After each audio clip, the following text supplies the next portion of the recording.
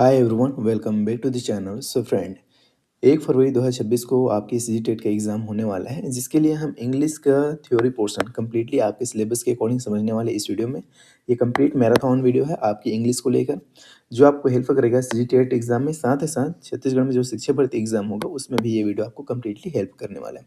Video को पूरा देखिएगा लास्ट तक, तभी आपके सभी कॉन्सेप्ट अच्छे से क्लियर हो पाएंगे। चलिए शुरू करते हैं और समझते हैं कुछ चीज़ों को। जैसे अगर हम बात करें लैंग्वेज का, तो लैंग्वेज क्या है, इसका बेसिक कॉन्सेप्ट क्या है। ये एक मीडियम है, एक माध्यम है।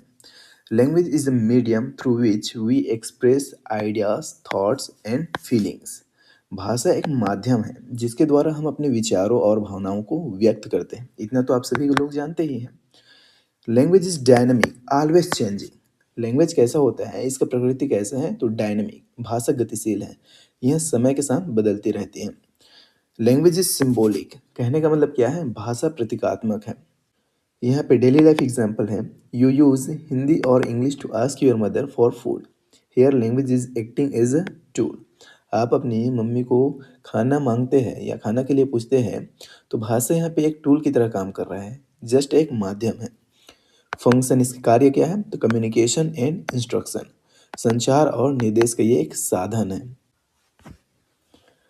लैंग्वेज एंड स्क्रिप्ट, भाषा और लिपि। नो फिक्स्ड रिलेशन, इन दोनों के बीच कोई फिक्स रिलेशन नहीं है, कोई निश्चित संबंध नहीं है। There is no specific relation between language and script, इन दोनों के बीच कोई भी निश्चित संबंध नहीं है, फिक्स्ड रिलेशन नहीं है। फ्लेक्सिबिलिटी की अगर बात की जाए, तो any language can be written in any script. कहने का मतलब क्या हुआ, किसी भाषा को किसी भी लिपि में लिखा जा सकता है। English Roman script can be written in Devanagari. जैसे देखिए, डेली लाइफ एग्जाम्पल है, हिंदी इन रोमन, कैसे हो। रोमन में हम हिंदी को ऐसे लिख देते हैं, कैसे हो। इंग्लिश इन हिंदी, हिंदी में इंग्लिश भी लिख देते हैं, जैसे how are you. Both are possible, दोनों क्या है, संभव है, हम ऐसा यूज़ करते भी हैं। हम हिंदी को इंग्लिश में लिख देते हैं और इंग्लिश को हिंदी में लिख देते हैं, है ना, जैसे कि यहाँ पे आप एग्जाम्पल में देख सकते हैं। तो इस बात को आपको याद रखना है, फ्लेक्सिबिलिटी को याद रखना है। Any language can be written in any script. Language families in India, Bharat में भाषा परिवार, इसे समझना है आपको। यहाँ से क्वेश्चन पूछ दिया जाता है। तो इंडो यूरोपियन, भारोपीय परिवार, इसमें कौन कौन से लैंग्वेज आते हैं, तो इसमें आता है हिंदी, गुजराती, इंग्लिश और मराठी। भारोपी परिवार। उसके बाद द्रविड़ियन, द्रविड़ परिवार, दक्षिण भारत। कौन कौन से लैंग्वेज आएंगे इसमें, तो तमिल, तेलुगु, कन्नड़ और मलयालम। तिब्बतो बर्मन, जो पूर्वी भारत की भाषाएं हैं। लैंग्वेजेस ऑफ ईस्टर्न इंडिया, जैसे नागालैंड, मणिपुर, ये क्या होते हैं, तिब्बतो बर्मन होते हैं। तो इसे आप लोग याद रखेंगे। की fact, most North Indian language belong to Indo European, while South Indian languages belong to Dravidian family. इसे भी आप लोग याद रखेंगे, ऐसा क्वेश्चन भी आपसे पूछा जा सकता है। फॉर्म्स ऑफ लैंग्वेज, भाषा के रूप 3 हैं। एक है ओरल, मौखिक, दूसरा है रिटन, लिखित, तीसरा है साइन, सांकेतिक लैंग्वेज। ओरल, अगर मौखिक की बात किया जाए, तो यूजिंग साउंड टू कम्युनिकेट, ध्वनियों का उपयोग, अस्थायी होता है ये, इसे आप लोग याद रखेंगे। रिटन, लिखित रूप, using symbols, alphabets, it is more stable and credible than oral, इसे आप लोग याद रखेंगे। संकेतों और अक्षरों का उपयोग करते हैं, यह मौखिक से अधिक विश्वसनीय और स्थायी होता है, स्टेबल होता है। क्लियर है, ये इंपॉर्टेंट पॉइंट है, इसे क्वेश्चन बना के एग्जाम में पूछ दिया जाता है। डेली लाइफ एग्जाम्पल है, a verbal promise oral can be forgotten but a signed agreement on a paper written is legal record. इसलिए कोई भी कानूनी दस्तावेज रिटन होते हैं, साथ ही साथ कोई भी गवर्नमेंट के काम होते हैं, वो कैसे होते हैं, तो रिटन फॉर्म में होते हैं। गवर्नमेंट को रिटन दस्तावेज चाहिए होते हैं, रिटन रिकॉर्ड चाहिए होता है। क्लियर है, ये क्या होता है, स्टेबल होता है।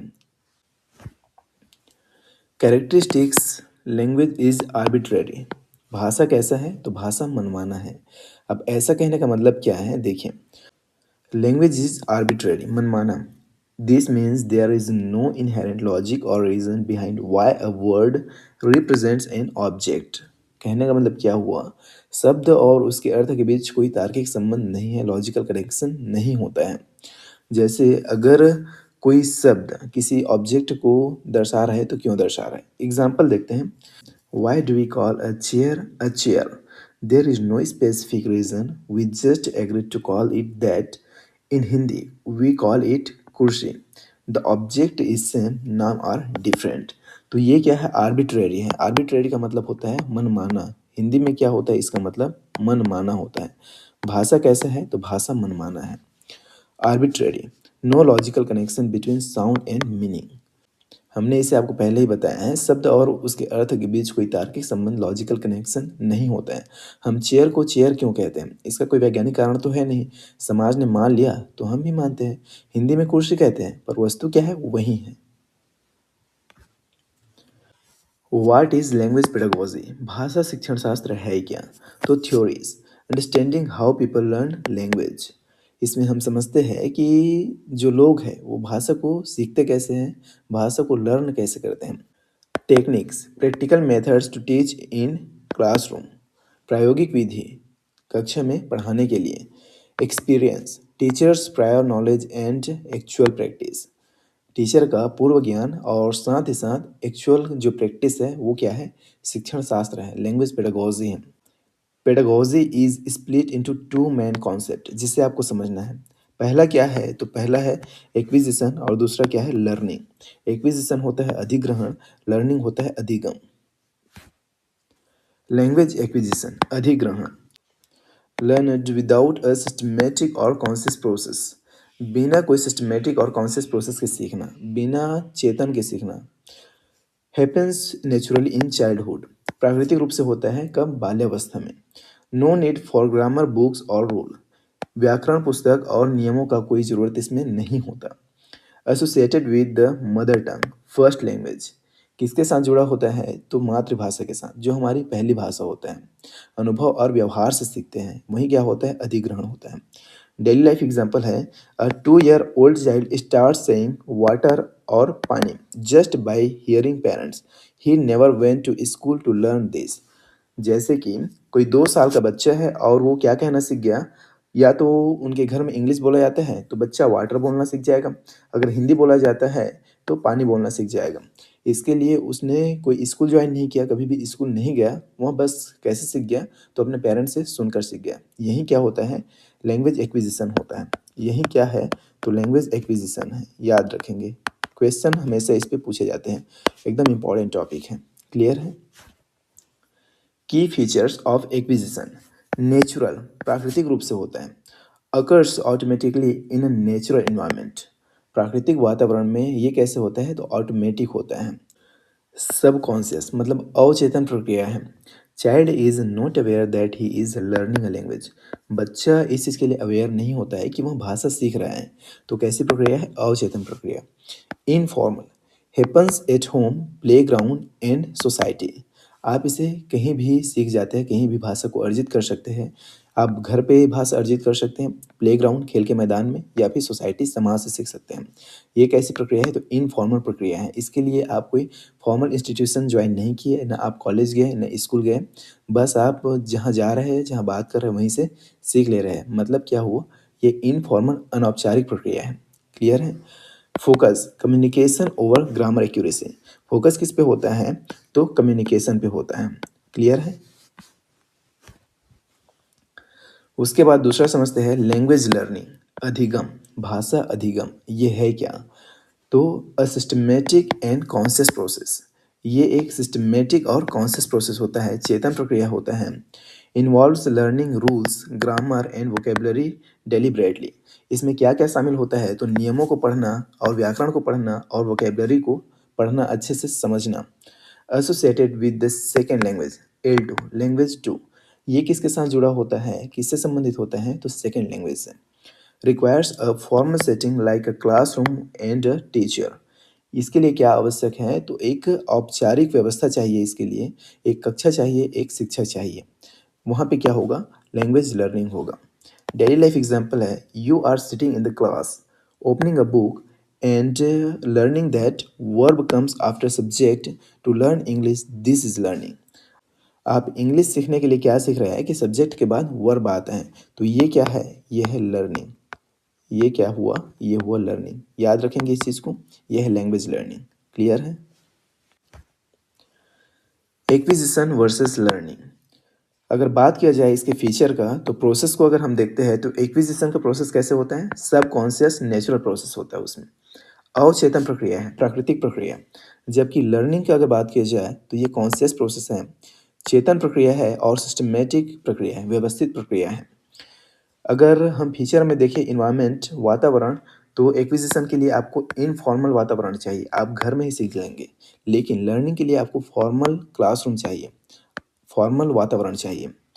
ग्रामर रूल्स का अगर बात किया जाए तो एक्विजिशन में रिक्वायर्ड नहीं होता, लेकिन इसमें लैंग्वेज लर्निंग में वेरी इंपॉर्टेंट। आपको ग्रामर रूल्स पता होना चाहिए, आप ग्रामर रूल्स पहले समझते हैं, फिर आप लैंग्वेज लर्न करते हैं। एफर्ट का बात किया जाए तो नो डेलिब्रेट एफर्ट किसमें, एक्विजिशन में। लेकिन लर्निंग का अगर बात किया जाए तो डेलिब्रेट एंड ग्रेजुअल, धीरे धीरे सीखते हैं और इसमें आपको एफर्ट लगाना पड़ता है। क्लियर है। स्किनर के बारे में समझते हैं। इमिटेशन एंड रीइंफोर्समेंट का इनका सिद्धांत है, नकल और पुनर्बलन। B F Skinner believed language is learned through behaviourism. B F Skinner क्या मानते हैं कि व्यवहारवाद से भाषा सीखा जाता है। इमिटेशन कॉपीइंग साउंड या वर्ड, नकल करके, ध्वनि को या फिर शब्दों का नकल करके हम भाषा सीखते हैं, ऐसा कौन मानते हैं, स्किनर मानते हैं। रीइंफोर्समेंट पुनर्बलन, ये क्या है, तो इनकरेजमेंट और reward for correct speech, correct speech के लिए इनकरेजमेंट देना या फिर रिवार्ड देना, प्रोत्साहन देना, ऐसा कौन मानते हैं, तो ऐसा मानते हैं स्किनर। डेली लाइफ एग्जाम्पल है baby says mama, mother smiles and hugs, ये क्या हुआ, ये हुआ रीइंफोर्समेंट। वही बच्चे ने मामा कहा तो उसकी मम्मी क्या हो गई, खुश हो गई और उसे हग कर लिया, तो ये क्या हुआ, पुनर्बलन हुआ। अब बच्चा फिर से क्या करता है, रिपीट करता है मामा मोर ऑफन, ये क्या है, लर्निंग। बच्चे ने फिर रिपीट किया और वह मामा बोलना सीख गया, ऐसा कौन मानते हैं, तो ऐसा मानते हैं बी एफ स्किनर। ऐसा क्वेश्चन पूछा जाता है स्किनर को लेके, याद रखेंगे कि रीइंफोर्समेंट और इमिटेशन का बात कौन करता है, तो आपको बताना पड़ेगा B F Skinner. Habit formation, language is a set of habits build by practice, ऐसा कौन मानते हैं, तो ऐसा मानते हैं बी एफ स्किनर। क्लियर है। आगे समझते हैं नॉम चॉम्स्की का क्या कहना है। Language acquisition device, L A D की बात करता है ये क्या होता है, एल ए डी, इसका फुल फॉर्म होता है लैंग्वेज एक्विजिशन और डिवाइस, याद रखेंगे। इनेट एबिलिटी, जन्मजात क्षमता।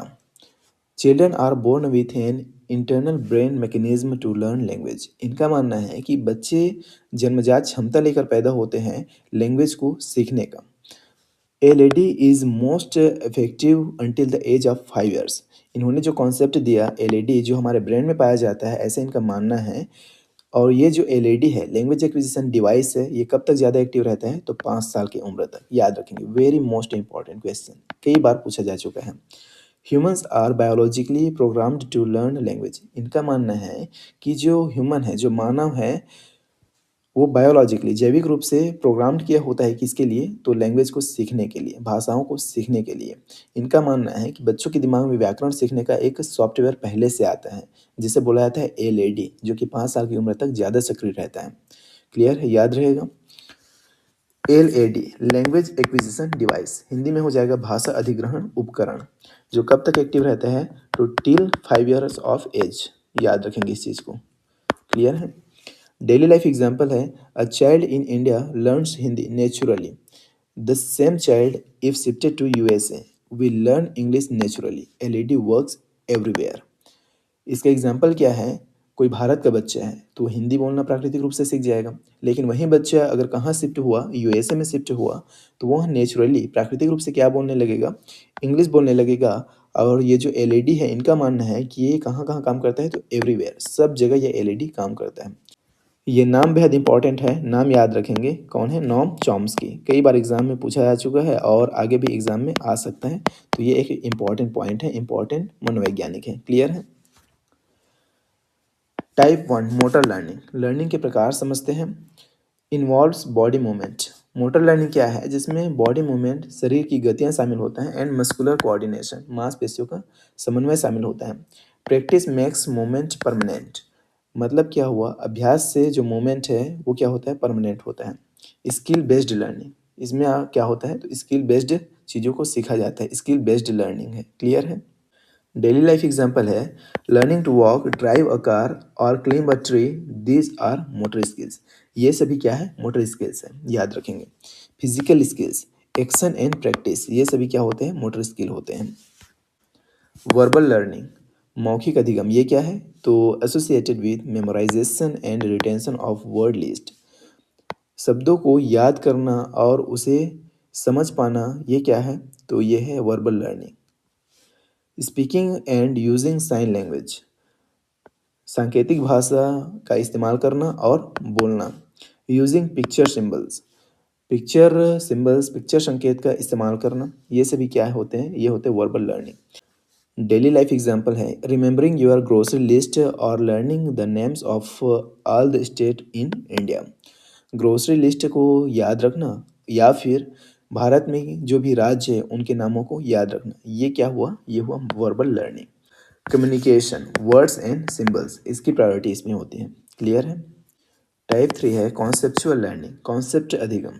इसमें क्या मेन होता है? तो थिंकिंग, रीजनिंग और इंटेलिजेंस। थिंकिंग कहने का मतलब क्या हुआ? इंटरनल मेंटल प्रोसेस, आंतरिक मानसिक प्रक्रिया। रीजनिंग क्या हुआ? कनेक्टिंग डॉट्स लॉजिकली, लॉजिकली सोच पाना। इंटेलिजेंस क्या हुआ? तो हायर मेंटल एबिलिटी, उच्च बौद्धिक क्षमता, ये होता है इंटेलिजेंस। डेली लाइफ एग्जाम्पल है understanding the concept of gravity, you don't just see it, you understand the logic behind why things fall down. सिर्फ ये नहीं देखना कि कोई चीज़ नीचे क्यों गिर रहा है, नीचे क्यों आ रहा है, बल्कि ये समझना कि ये किसके कारण आ रहा है? कॉन्सेप्ट ऑफ ग्रेविटी के कारण। तो इस कॉन्सेप्ट को समझना, ग्रेविटी के कॉन्सेप्ट को समझना क्या है? कॉन्सेप्चुअल लर्निंग है। अब आगे समझते हैं NCF 2005 English position. Second language, English is considered a second language in India. Bharat में सेकेंड लैंग्वेज कंसिडर किया गया है किसको? इंग्लिश को। Multilingualism, knowing many languages is a resource. बहुत सी भाषा को जानना क्या है? एक संसाधन है, एक रिसोर्स है। Global, in a global context it's a window to the world.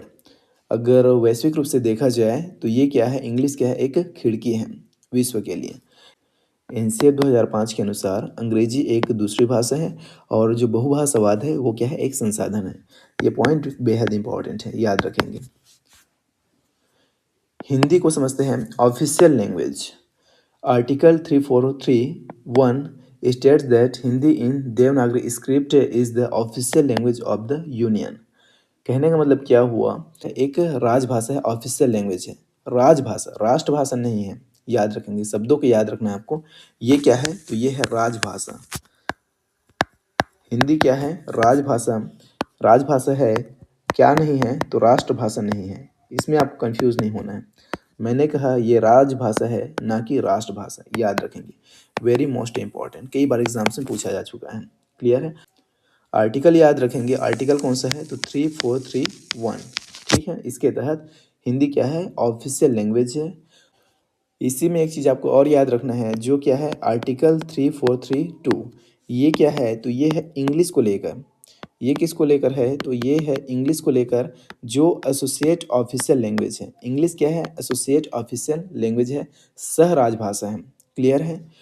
देखिए exam tip, Hindi is not the national language, राष्ट्रभाषा नहीं है। It is the official language, क्या है? राजभाषा है। बेहद इंपॉर्टेंट पॉइंट, याद रखेंगे। कई बार मल्टीपल टीचिंग एग्जाम्स में पूछा जा चुका है। आर्टिकल 3431 याद रखना है, हिंदी के लिए ऑफिशियल लैंग्वेज। आर्टिकल 3432 याद रखना है, इंग्लिश के लिए एसोसिएट ऑफिशियल लैंग्वेज। क्लियर है? English associate official language. ओला official language act 1963, official language act and article 3432 establish English is the associate official language. याद रखेंगे। डेली लाइफ एग्जांपल है government documents are often printed in both Hindi official and English associate for better accessibility. आपने ध्यान दिया होगा कि जो government document है दोनों लैंग्वेज में प्रिंट किया जाता है, हिंदी और इंग्लिश में। किस लिए? तो बेटर एक्सेसिबिलिटी। देखिए यहाँ पे लिखा भी है आर्टिकल 3432 इंग्लिश। इंग्लिश क्या है? Associate official language.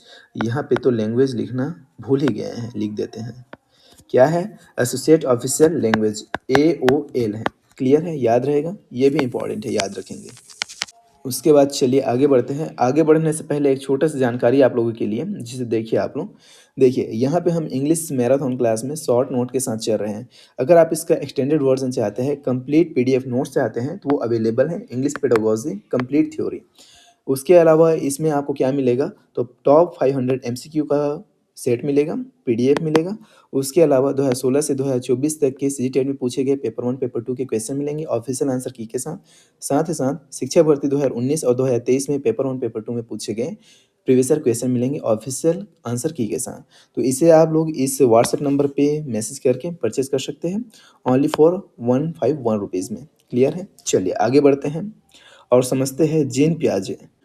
चलिए समझते हैं जीन पियाजे को, जिसे फादर ऑफ चाइल्ड साइकोलॉजी भी कहा जाता है। यहाँ लिखा भी है, देखिए, known as the father of child psychology, he focused on how children's thinking evolves. बच्चों में विचार आते कैसे हैं।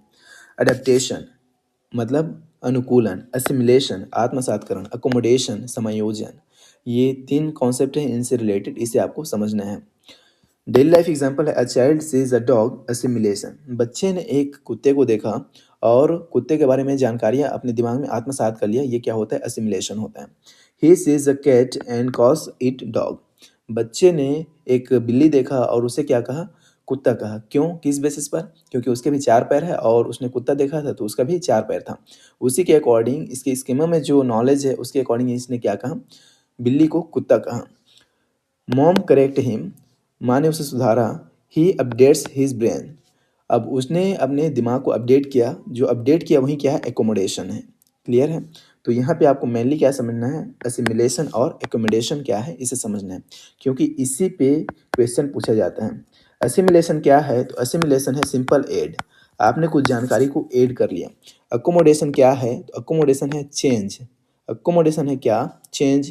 अपडेट, आपने अपडेट किया। अकोमोडेशन क्या है, तो अपडेट, आपने अपडेट किया।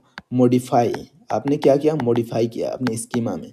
अगर ऐसा कुछ दिख रहा है आपको तो वो क्या है, अकोमोडेशन है। आपने जस्ट जानकारी ऐड किया तो असिमिलेशन है। क्लियर है? याद रखेंगे।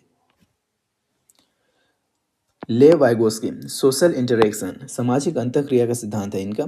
Social language grows by interacting with society, इनका मानना है कि समाज के साथ अंतःक्रिया करने से भाषा बढ़ता है, भाषा सीखते हैं। एम के ओ, इन्होंने कॉन्सेप्ट दिया है एम के ओ का और जेड का। एम के ओ क्या होता है, मोर नॉलेजेबल अदर, टीचर भी हो सकता है या कोई आपके साथी समूह भी हो सकता है। Z P D, zone of proximal development, समीपस्थ विकास का क्षेत्र। देखिए डेली लाइफ एग्जाम्पल से समझते हैं। लर्निंग टू राइड साइकिल, एक साइकिल चलाना सीखना है। अलोन यू फॉल, एक्चुअल में आप क्या होंगे, तो आप अकेले चलाना सीखेंगे तो गिर जाएंगे। With dad holding the seat, ये क्या हुआ, जेडपीडी, आपके पिताजी ने कुछ देर के लिए साइकिल को पीछे से पकड़ा। यू लर्न, आप सीख गए। डैड इज द एमक्यू, पिताजी यहाँ पे क्या है, एमक्यू है।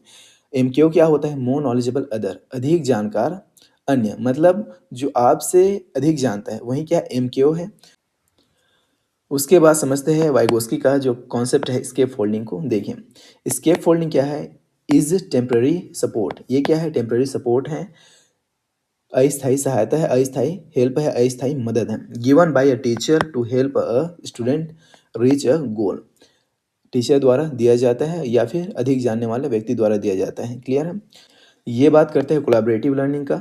Support is removed once skill is learned, जो सपोर्ट दिया जा रहा है उसे हटा दिया जाता है जब उस स्किल को बच्चे द्वारा सीख लिया जाता है।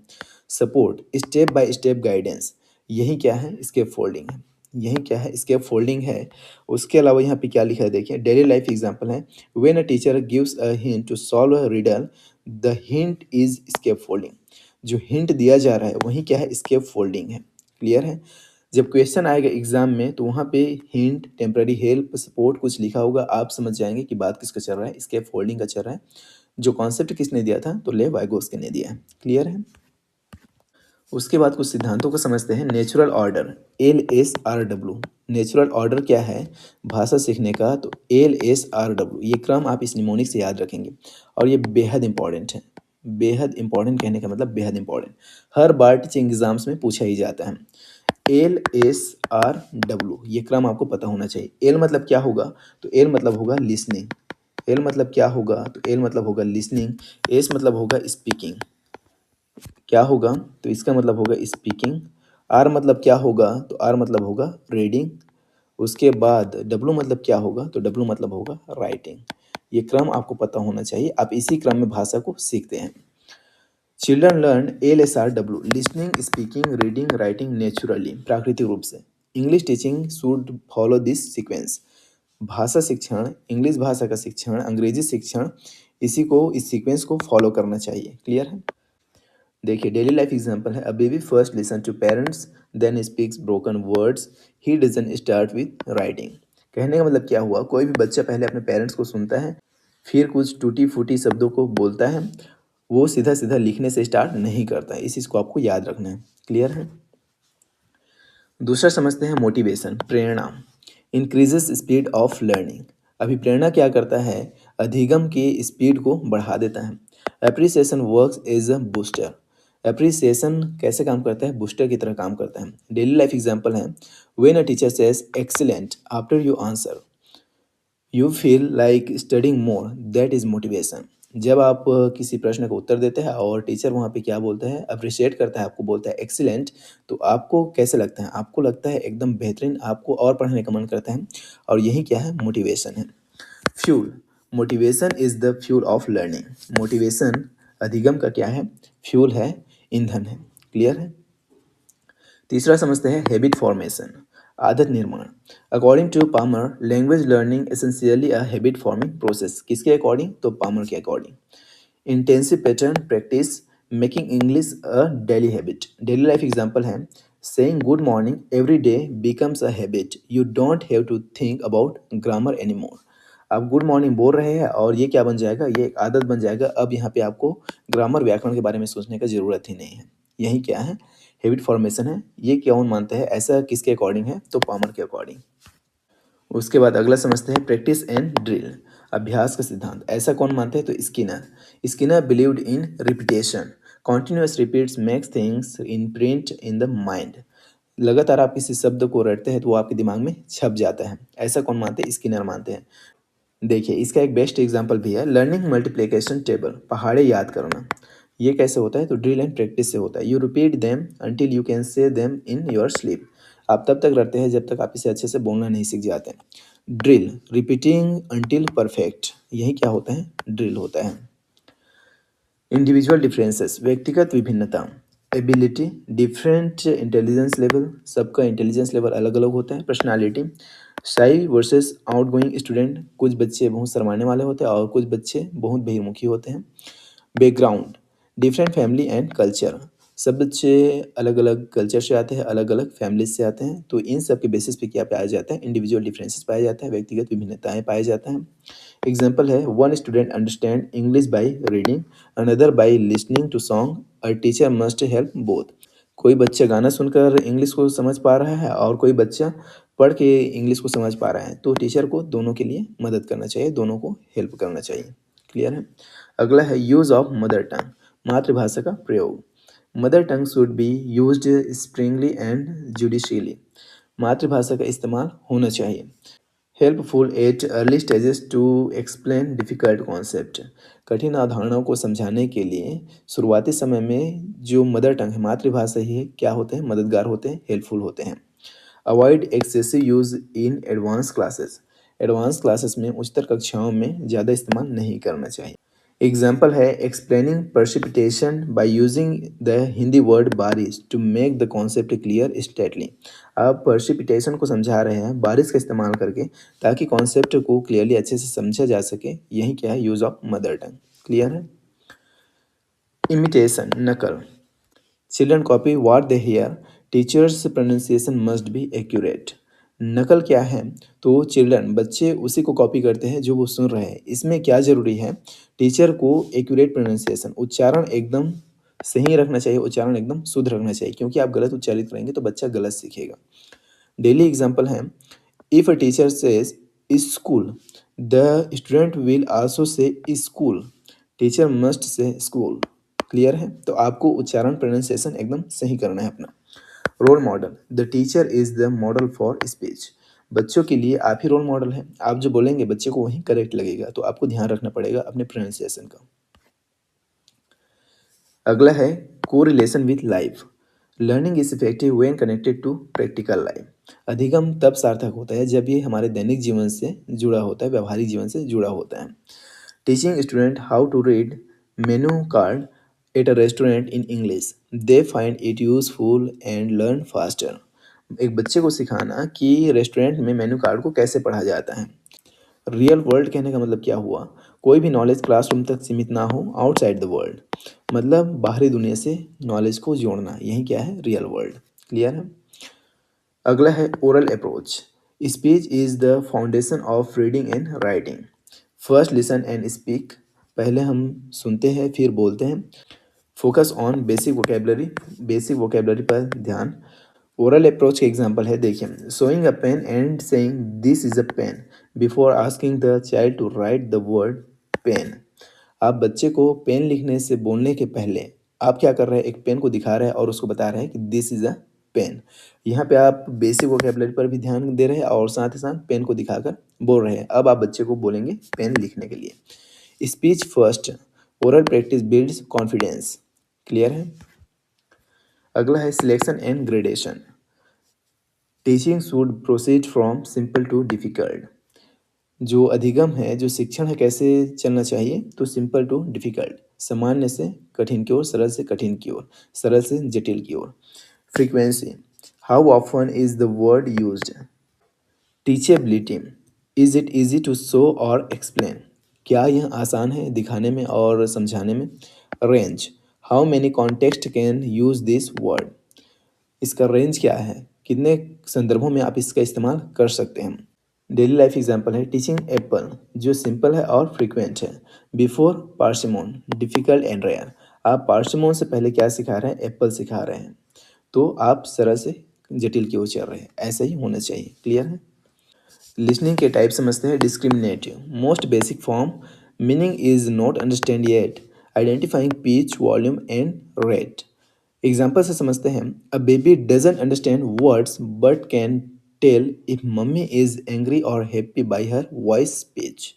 इसमें meaning is not understand yet, मतलब अर्थ समझे नहीं हैं आप, लेकिन आप pitch, volume and rate, voice pitch से आप समझ जाते हैं कि एंग्री है कि हैप्पी है। यही क्या है? डिस्क्रिमिनेटिव लिसनिंग है। बेसिक है, डिफ्रेंशिएटिंग साउंड ओनली। किससे आप डिफ्रेंशिएट कर पाते हैं? तो सिर्फ साउंड से, सिर्फ ध्वनि से।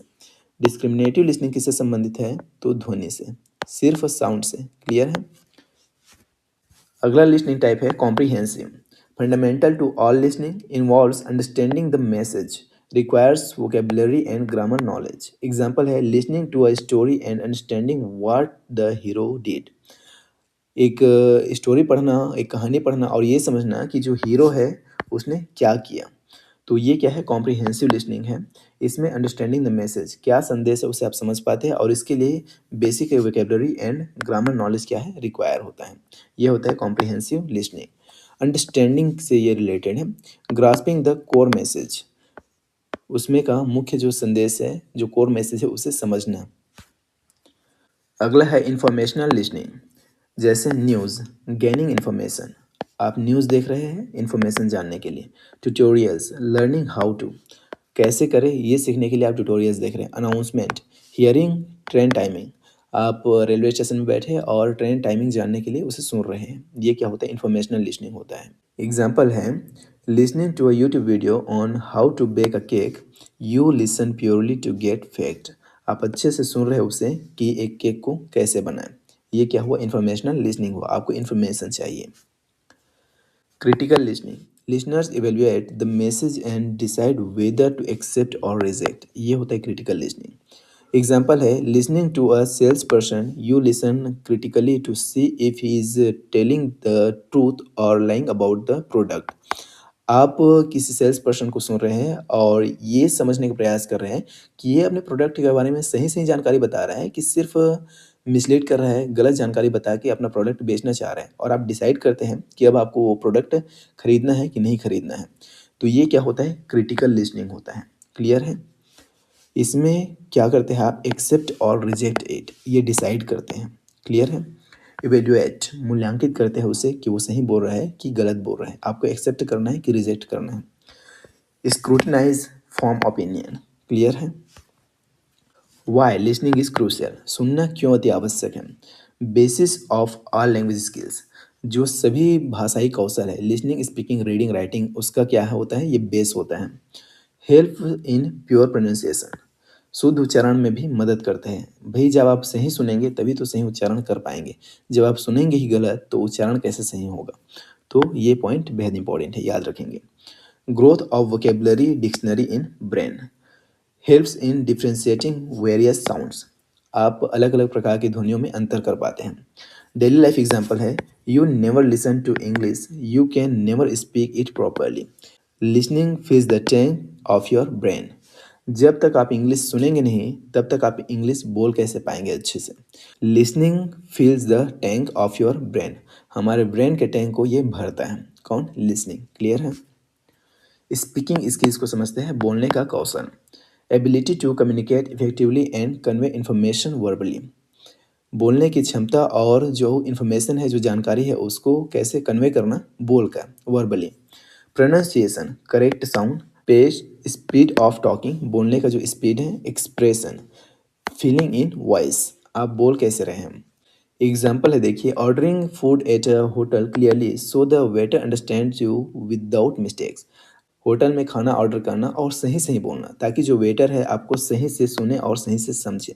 तो इसमें प्रोनाउंसिएशन वगैरह, एक्सप्रेशन, साथ ही साथ स्पीड बोलने का, ये सब मैटर करता है। ये होता है स्पीकिंग स्किल। क्लियर है? चलिए कुछ स्पीकिंग सिचुएशंस को समझते हैं, जिसमें पहला समझेंगे इंटरैक्टिव सिचुएशन। इसमें एक स्पीकर ए होगा, स्पीकर बी होगा। Two way flow of information, जानकारियों का दो तरफा बहाव होगा इसमें। बोथ आर एक्टिव, इसमें दोनों एक्टिव होगा। You can ask for repetition और क्लेरिफिकेशन, आप रिपीट करने के लिए बोल सकते हैं और क्लेरिफाई करने के लिए बोल सकते हैं। यही क्या होता है? इंटरैक्टिव सिचुएशन होता है।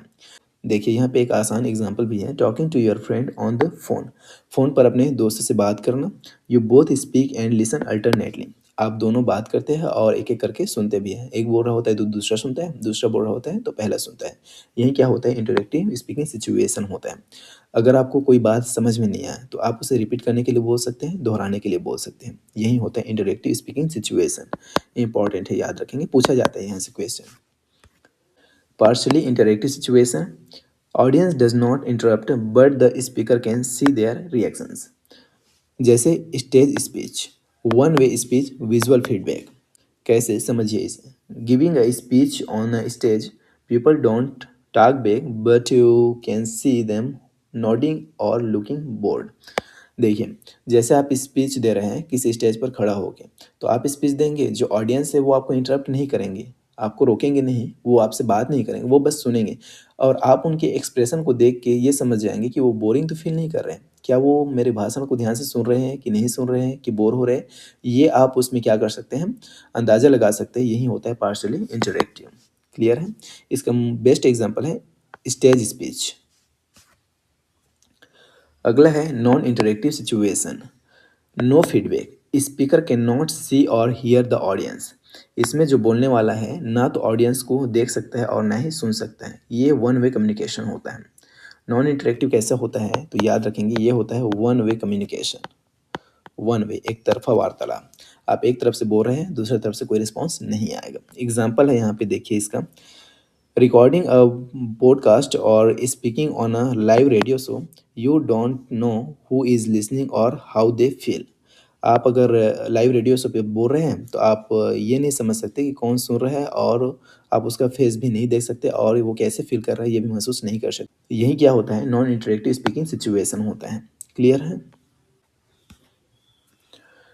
फैक्टर्स समझते हैं, कारक। द लर्नर, अब कुछ कारक है जो अधिगम को प्रभावित करते हैं। इसमें हम पहले समझते हैं द लर्नर, मतलब विद्यार्थी, शिक्षार्थी, बच्चा। Motivation, willingness to learn, motivation, अभिप्रेरणा का स्तर क्या है बच्चे का, सीखने के लिए कितना तत्पर है। हेल्थ, स्वास्थ्य कैसा है लर्नर का। फिजिकल वेलबींग, बच्चे का स्वास्थ्य कैसा है। Will power, attention and readiness, बच्चा कितना तत्पर है उस चीज़ को सीखने के लिए और कितना ध्यान दे पा रहा है उस चीज़ को करने के लिए। ये सभी चीज़ क्या करता है? अफेक्ट करता है। जो कारक है किससे संबंधित है? बच्चे से संबंधित है, लर्नर से संबंधित है। If you have headache, health issue, you can not learn English pedagogy even if the teacher is great. अगर आपको हेडेक हो रहा है, सिर में दर्द हो रहा है, आपका स्वास्थ्य ठीक नहीं है, आप कितना भी अच्छा टीचर पढ़ा ले, आप इंग्लिश पेडागोजी नहीं समझ पाएँगे। क्लियर है? तो ये कारक है किससे संबंधित? लर्नर से संबंधित। उसके बाद फैक्टर्स जो टीचर से संबंधित हैं। Subject knowledge, deep command over topic. भई नॉलेज कैसा है उस सब्जेक्ट का? जैसे मैं यहाँ पे आपको टीच कर रहा हूँ, तो ये भी डिपेंड करेगा कि मेरा नॉलेज कितना है इस पे।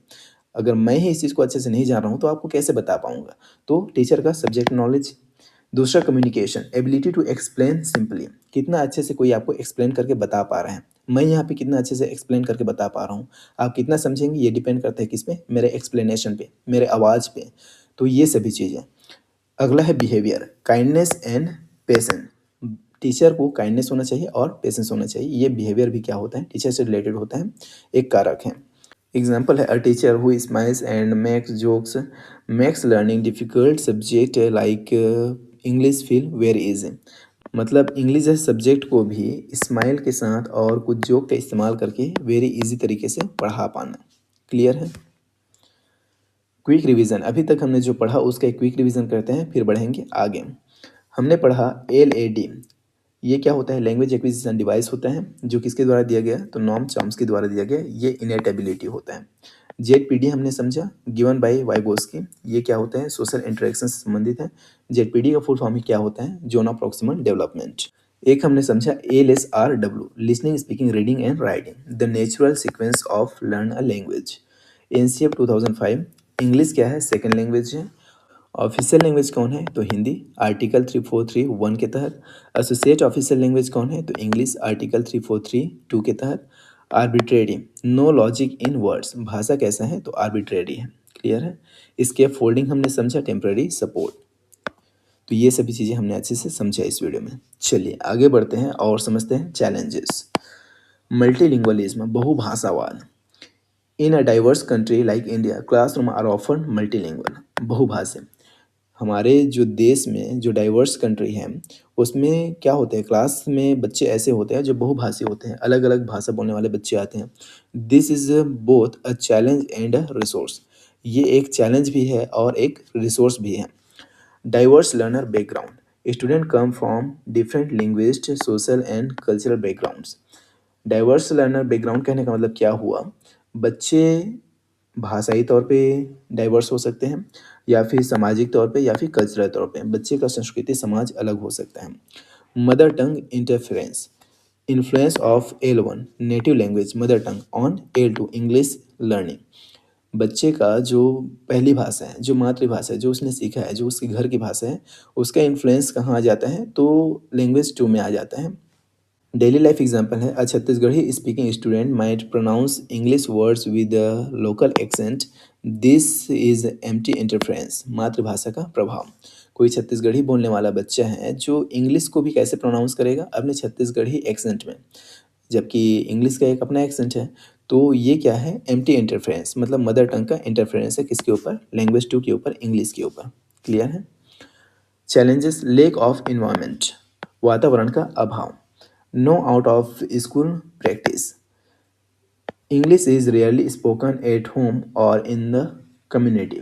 इंग्लिश क्या है? रेयरली स्पोकन एट होम, मतलब घर पे तो आमतौर पर बोली नहीं जाती है ना ही कम्युनिटी में, ना ही समुदाय में। तो ये क्या है? लेक ऑफ इन्वायरमेंट है, वातावरण का प्रभाव। वैसा वातावरण नहीं मिल पा रहा है बच्चे को, वो इंग्लिश बोलना सीख सके। क्लियर है? Over crowded classes, difficult for teachers to give individual attention to 50+ students. मतलब अगर कक्षा में ज़्यादा भीड़ है, तो जो टीचर है बच्चे के ऊपर इंडिविजुअली, व्यक्तिगत तौर पे तो ध्यान नहीं दे सकता। तो ये भी क्या है? एक चैलेंज है। लर्नर्स फील शाई और हेजिटेट टू स्पीक इंग्लिश, जो बच्चे हैं वे कई बार शर्माते हैं या हेजिटेट करते हैं इंग्लिश बोलने के लिए। Lake of qualified teachers in rural areas, ग्रामीण क्षेत्रों में क्वालिफाइड टीचर्स का अभाव। Focus only on exam marks rather than communication, communication संचार पे फोकस करने के बजाय सिर्फ एग्जाम पे फोकस करना। ये सभी क्या है? चैलेंजेस हैं। जैसे कि एग्जांपल है, a student learns how are you in school but never say it at the grocery store, this learning doesn't become a habit. बच्चे ने हाउ आर यू बोलना तो इंग्लिश में सीख लिया, कहाँ? स्कूल में सीखा। अब उसको तो कहीं पे अपने घर में, समुदाय में इस्तेमाल करेगा नहीं। तो हैबिट बन ही नहीं पाएगा इंग्लिश बोलने का, ये इसके कहने का मतलब हुआ। वैसा वातावरण ही बच्चे को नहीं मिल पा रहा है। क्लियर है? अंडरस्टैंडिंग एरर्स, गलतियों को समझना। Errors are a natural and integral part of the learning process. शिक्षण अधिगम प्रक्रिया का एक अहम भाग है कौन? तो गलतियाँ। वेरी इंपॉर्टेंट पॉइंट जो सीधा सीधा यहाँ पे लिखा गया है, ऐसे ही एज इट इज़ आपके एग्जाम में पूछा जाता है। क्लियर है? याद रखेंगे। एरर्स क्या है? तो नेचुरल पार्ट है या इंटीग्रल पार्ट है किसका? तो लर्निंग प्रोसेस का। टाइप्स ऑफ एरर, गलतियों के प्रकार। लिंग्विस्टिक एरर, इनकरेक्ट ग्रामर और वर्ड ऑर्डर, व्याकरण और शब्दों के क्रम में गलती। Cognitive error, misunderstanding the logic of the language. Development error, mistakes made while growing as a learner. Daily life example है, अ चाइल्ड सेइंग आई गोड इंस्टेड ऑफ आई वेंट। कोई बच्चा आई वेंट बोलने के बजाय क्या बोल रहा है? आई गोड बोल रहा है। He is applying a rule adding ed which shows he is learning. कोई बच्चा क्या कर रहा है? आई वेंट की जगह आई गोड बोल रहा है, तो वो क्या अप्लाई कर रहा है? एक रूल अप्लाई कर रहा है ईडी का, विच शोज ही इज लर्निंग। ये दिखाता है कि बच्चा सीख रहा है, लेकिन यहाँ पे क्या है? ये गलत है। और यहाँ पे आपको एक चीज़ और समझना है, ये क्वेश्चन ऑलरेडी एग्जाम में पूछे जा चुके हैं। ये क्या है करके पूछे जाते हैं। तो अगर कोई बच्चा ऐसा कर रहा है तो ये क्या है? ओवर जनरलाइजेशन है। ये क्या है? ओवर जनरलाइजेशन है, याद रखेंगे। ऑलरेडी एग्जाम्स में ये पूछा जा चुका है, इसलिए आपको ये पता होना चाहिए। Strategies to overcome, flexible materials का इस्तेमाल करना, चाइल्ड सेंटर्ड अप्रोच रखना और डायग्नोस्टिक टीचिंग, निदानात्मक शिक्षण करना। Use TLM, teaching learning materials, जो क्या होते हैं? ऑडियो विजुअल एड्स है, उनका इस्तेमाल करना। Create a supportive atmosphere, no fear of errors, गलतियों का कोई डर नहीं होना चाहिए बच्चे को, ऐसा वातावरण बनाना। Incorporate local culture into English examples, मतलब जो लोकल शब्द हैं, लोकल वर्ड्स है, उसके एग्जाम्पल आपको इंग्लिश में देना ताकि बच्चे समझ सके अच्छे से। Resourceful teacher, a teacher should treat multilingualism as a tool not a barrier. एक टीचर को ये समझना चाहिए कि जो मल्टीलिंगुअलिज्म है, बहुभाषावाद है, वो क्या है? एक टूल है। आपको इस तरह से देखना है मल्टीलिंगुअलिज्म को, नॉट अ बैरियर। आपको इसे बाधा, रुकावट, हिंड्रेंस नहीं समझना है। क्लियर है? आगे समझते हैं मेथड्स ऑफ टीचिंग इंग्लिश, अंग्रेजी शिक्षण की विधियाँ। कुछ खास विधियाँ जिनसे क्वेश्चन पूछे जाते हैं, जैसे GTM, grammar translation method, direct method, प्रत्यक्ष विधि, बाइलिंगुअल मेथड और CLT। चलिए सभी को समझेंगे अच्छे से। पहला समझते हैं ग्रामर ट्रांसलेशन मेथड। ये क्या है? Also known as the classical method, प्राचीन विधि भी कहा जाता है। यूनिट ऑफ टीचिंग क्या होता है? वर्ड होता है। इंस्ट्रक्शन इन मदर टंग, मातृभाषा में इंस्ट्रक्शन दिया जाता है। फोकस किस पे होता है? तो रीडिंग एंड राइटिंग पे फोकस होता है। रूल कैसा होता है? तो deductive rule first then example. Clear है? Teacher writes he is going and tells the Hindi meaning, वह जा रहा है। This is GTM। टीचर ने लिखा ही इज़ गोइंग और उसके बाद बच्चों को बता रहा है, इसका मतलब बता रहा है कि वह जा रहा है।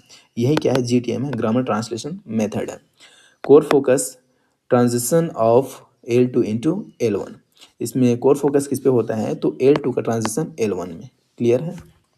अब आगे समझते हैं GTM, ग्रामर ट्रांसलेशन मेथड के एडवांटेजेस एंड लिमिटेशंस। क्या फ़ायदे हैं और क्या कमियां हैं?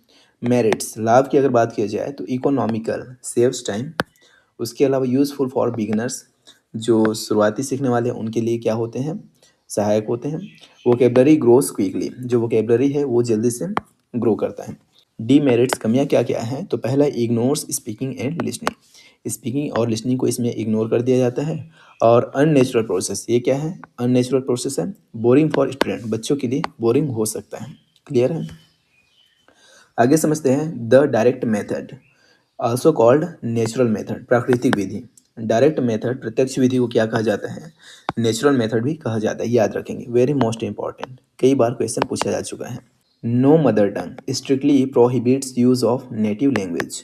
मदर टंग के इस्तेमाल इसमें नहीं करना होता, ये पूरी तरह से क्या होता है? प्रतिबंधित होता है। क्लियर है? Oral focus, emphasis on speaking and listening, इस पे पूरा फोकस किस पे होता है? तो स्पीकिंग और लिसनिंग, बोलने और सुनने पर। यूनिट ऑफ टीचिंग क्या होता है? तो सेंटेंस होता है, वाक्य होता है। Grammar is taught inductively, grammar कैसे सिखाया जाता है? व्याकरण कैसे सिखाया जाता है? तो इंडक्टिवली, बच्चे को पहले एग्जाम्पल बताया जाता है, देन रूल जनरेट किया जाता है, एग्जाम्पल टू रूल। क्लियर है? एग्जाम्पल है, to teach apple teacher shows an actual apple and says apple, never using the Hindi word same। बच्चा को अगर एप्पल सिखाना है तो टीचर क्या करते हैं, पहले उसको एप्पल दिखा देते हैं, उसके बाद कहता है कि ये क्या है, एप्पल है। और यहाँ पे हिंदी वर्ड इस्तेमाल नहीं किया जाएगा, उसको सेव नहीं कहा जाएगा। यही क्या है, डायरेक्ट मेथड है। आई होप आपको डायरेक्ट मेथड भी अच्छे से समझ में आ गया होगा। चलिए आगे देखते हैं डायरेक्ट मेथड के features. Vocabulary is taught through object and picture. Vocabulary कैसे सिखाया जाता है, तो ऑब्जेक्ट एंड पिक्चर के through. Direct link between object and English word. Direct link कैसा होता है, तो ऑब्जेक्ट से सीधा इंग्लिश वर्ड के साथ। क्लियर है। Teacher should be highly fluent. Teacher को कैसा होना चाहिए, तो हाईली फ्लुएंट होना चाहिए। की बेनिफिट क्या है, improves fluency and confidence in communication. वार्तालाप में फ्लुएंसी, प्रवाह और कॉन्फिडेंस को क्या करता है, बढ़ाता है। इसका गोल क्या है, लक्ष्य क्या है, तो thinking in English. Student start thinking in English directly. बच्चा सीधा सीधा इंग्लिश में सोचना चालू करता है, यही इसका लक्ष्य है। क्लियर है। अगला है the bilingual method, middle path method. याद रखेंगे combination GTM plus direct method का ये कॉम्बिनेशन होता है। Teacher centred, only the teacher uses mother tongue. इसमें सिर्फ टीचर मदर टंग इस्तेमाल कर सकता है। Student are not allowed to use mother tongue, only the teacher can use it for explaining difficult words. बच्चों को मदर टंग इस्तेमाल करना अलाउड नहीं होता है, सिर्फ टीचर ही इसमें मदर टंग का इस्तेमाल कर सकता है। किसके लिए, तो एक्सप्लेनिंग डिफिकल्ट वर्ड्स, जो कठिन शब्द है उसको एक्सप्लेन करने के लिए। ये क्या होता है, द बाइलिंगुअल मेथड होता है। क्लियर है। बाइलिंगुअल मेथड्स की रूल। टीचर एक्सप्लेन्स इन L1, लर्नर रिस्पॉन्ड्स इन L2 इंग्लिश। टीचर इसमें L1 में एक्सप्लेन करेगा और लर्नर कैसे रिस्पॉन्ड करेगा, तो लैंग्वेज 2 में इंग्लिश में। No translation of the whole passage, just difficult word. पूरी पैसेज का इसमें ट्रांसलेट नहीं किया जाता, जस्ट डिफिकल्ट वर्ड को ही ट्रांसलेट करके बताया जाता है, वो भी टीचर द्वारा। Saves time and ensures understanding. समय बचाता है और ये इंश्योर करता है कि अंडरस्टैंडिंग हो, समझा जाए बातों को। जैसे एग्जांपल है, teacher says open your books, books खोलो। Student only use English sentence in return. Teacher कहेगा कि ओपन योर बुक, इंग्लिश में कहा, अब उसे हिंदी में समझा देगा कि बुक्स खोलो। लेकिन जो स्टूडेंट है वो सिर्फ क्या बोलेगा, इंग्लिश बोलेगा। रिटर्न में रिस्पॉन्ड कैसे करेगा, तो इंग्लिश में करेगा, उसको हिंदी बोलना अलाउड नहीं है। क्लियर है। अगला है CLT, communicative approach. Most modern and popular approach, communication is the goal, fluency over accuracy. Speaking is more important then perfect grammar. Fluency over accuracy मतलब शुद्धता से ज़्यादा इसमें इंपॉर्टेंट क्या होता है, तो फ्लुएंसी, प्रवाह। Speaking is more important then perfect grammar. अच्छा व्याकरण, शुद्ध व्याकरण की जगह इसमें क्या इंपॉर्टेंट है, तो बोलना, बोले कम से कम। लर्नर सेंटर्ड, छात्र केंद्रित। Students are active participants. जो छात्र है वो क्या होते हैं, सक्रिय भागीदार होते हैं इसके। एग्जाम्पल है ग्रुप डिस्कशन और रोल प्ले, जैसे दुकानदार और ग्राहक की बातचीत इन इंग्लिश। क्लियर है। CLT essential features, real life situations used in class. जो दैनिक जीवन सिचुएशन होती है, स्थितियाँ होती है, उसका इस्तेमाल कहाँ होता है, क्लास में होता है। Context is more important than form. संदर्भ इसमें इंपॉर्टेंट होता है, महत्वपूर्ण होता है। Errors are tolerated as a part of learning. गलतियों को सीखने का हिस्सा समझा जाता है, सीखने का हिस्सा माना जाता है। क्लियर है। Primary goal is to convey meaning. Primary लक्ष्य क्या होता है, मीनिंग को समझना। मीनिंग मैटर्स, इसमें अर्थ क्या करता है, मैटर करता है। अगला है audio lingual method, also known as the army method. Listening and speaking, heavy focus on aural oral skills. Clear है। Drilling, repeating phrases until it's reflex. Daily life example है, एग्जाम्पल से समझिए ज़्यादा क्लियर होगा। Language labs, where you hear a tape and repeat the sentence exactly the same way. यही क्या है, audio lingual method है। आपने पहले सुना फिर बोला। फोकस किस पे होता है, तो ऑरल और ओरल स्किल्स। ऑरल मतलब सुनने का स्किल और ओरल मतलब बोलने का स्किल, इस पे फोकस होता है। क्लियर है। आपने एक लैंग्वेज लैब में टेप सुना और उसे as it is exact repeat किया, यही क्या है, ऑडियो लिंगुअल मेथड है। अब आगे समझते हैं लर्निंग डिसऑर्डर्स, जहाँ से भर भर के क्वेश्चन टीचिंग एग्जाम्स में पूछे ही जाते हैं। जिसमें हम मुख्य रूप से क्या समझेंगे, डिसलेक्सिया समझेंगे, डिसग्राफिया समझेंगे और डिसकैलकुलिया समझेंगे। चलिए समझते हैं। पहला समझते हैं डिसलेक्सिया, पठन अक्षमता। डिसऑर्डर रिलेटेड टू रीडिंग, पढ़ने से संबंधित अक्षमता। Difficulty in identifying speech sounds, letter appear jumbled, slow reading pace. जैसे रीडिंग प्रॉब्लम है तो रीडिंग प्रॉब्लम कैसे होगा? कन्फ्यूजिंग बी विद डी और सॉ विद वॉस। बच्चा बी को डी पढ़े और सॉ को वास पढ़े, आप समझ जाइए क्या है? डिसलेक्सिया है। डेली लाइफ एग्जाम्पल है लाइक ईशान इन तारे ज़मीन पर। ईशान अवस्थी को दिखाया गया है ना तारे ज़मीन मूवी पर। Letters were dancing in front of him. जो लेटर्स है उनके सामने डांस करता है। क्लियर है? डिस्ग्राफिया लेखन क्षमता। डिसऑर्डर रिलेटेड टू राइटिंग लिखने से संबंधित disorder. Poor spelling difficulty in organising thoughts on paper. Tiresome hand while writing. Example है a student can explain a concept orally but can not write even a single correct sentence on the page. कोई बच्चा किसी भी concept को अच्छे से बोल पा रहा है लेकिन एक लाइन भी नहीं लिख पा रहा है पेपर में, तो क्या है? डिस्ग्राफिया है। Writing problem poor hand writing और स्पेसिंग। सही स्पेस नहीं होगा और हैंड राइटिंग भी उतना अच्छा नहीं होगा। क्या है? डिस्ग्राफिया है। क्लियर है? ग्राफ मतलब ही होता है लिखना, तो डिस्ग्राफिया आप समझ जाएंगे लिखने से संबंधित है। उसके बाद आता है डिस्कैलकुलिया गणितीय अक्षमता। डिसऑर्डर रिलेटेड टू मैथमेटिक्स गणित से संबंधित विकार कौन सा है? तो dyscalculia. Difficulty in understanding numbers संख्या को समझने में दिक्कत होगा। Problems with symbols like plus minus into and division. Poor calculation skills math problem है ये। Struggling with simple addition and tables बच्चा सिंपल एडिशन और टेबल्स में क्या होगा? स्ट्रगल करेगा, संघर्ष करेगा, तो आप समझ जाएंगे डिस्कैलकुलिया है। जैसे एग्जाम्पल है finding it hard to count small change at a shop और telling the time on a analogue clock. समय बता पाना घड़ी में और साथ ही साथ किसी दुकान पर छोटे कैलकुलेशन कर पाने में अगर मुश्किल हो रहा है, कठिनाई हो रहा है, तो क्या है? डिस्कैलकुलिया है। अदर की डिसऑर्डर कुछ और मुख्य डिसऑर्डर्स है जिसे आपको समझना है। Dyspraxia problems with motor coordination cutting jumping and balance. गामक कौशलों में क्या होना? समन्वय स्थापित न कर पाना क्या होता है? डिस्प्रेक्सिया होता है। जैसे कटिंग जंपिंग एंड बैलेंसिंग हाथ पैर के मूवमेंट से संबंधित है ये। Aphasia dysphagia problem in producing और अंडरस्टैंडिंग स्पीच लैंग्वेज इम्पेयरमेंट। ये क्या है? भाषाई विकार है। कौन? Aphasia dysphagia. Aphasia often happens due to brain injury, making person lose word mid sentence. Clear है? तो ये होता है अफेजिया, डिस्फेजिया और डिस्प्रेक्सिया। चलिए लैंग्वेज स्किल्स को समझते हैं जो क्या है? LSR W। ये नेचुरल ऑर्डर है लैंग्वेज को सीखने का, इसे आपको इसी क्रम में याद रखना है। लिसनिंग स्किल की अगर बात किया जाए तो ये किस टाइप का है? तो ये रिसेप्टिव है, पैसिव स्किल है, इनपुट। क्लियर है? स्पीकिंग प्रोडक्टिव स्किल है, एक्टिव स्किल है, आउटपुट। रीडिंग क्या है? तो रिसेप्टिव स्किल है, आप जानकारी को सूचनाओं को ग्रहण करते हैं पढ़कर और सुनकर। ये भी क्या है? Passive input. राइटिंग क्या है? तो प्रोडक्टिव स्किल है, एक्टिव स्किल है, आउटपुट।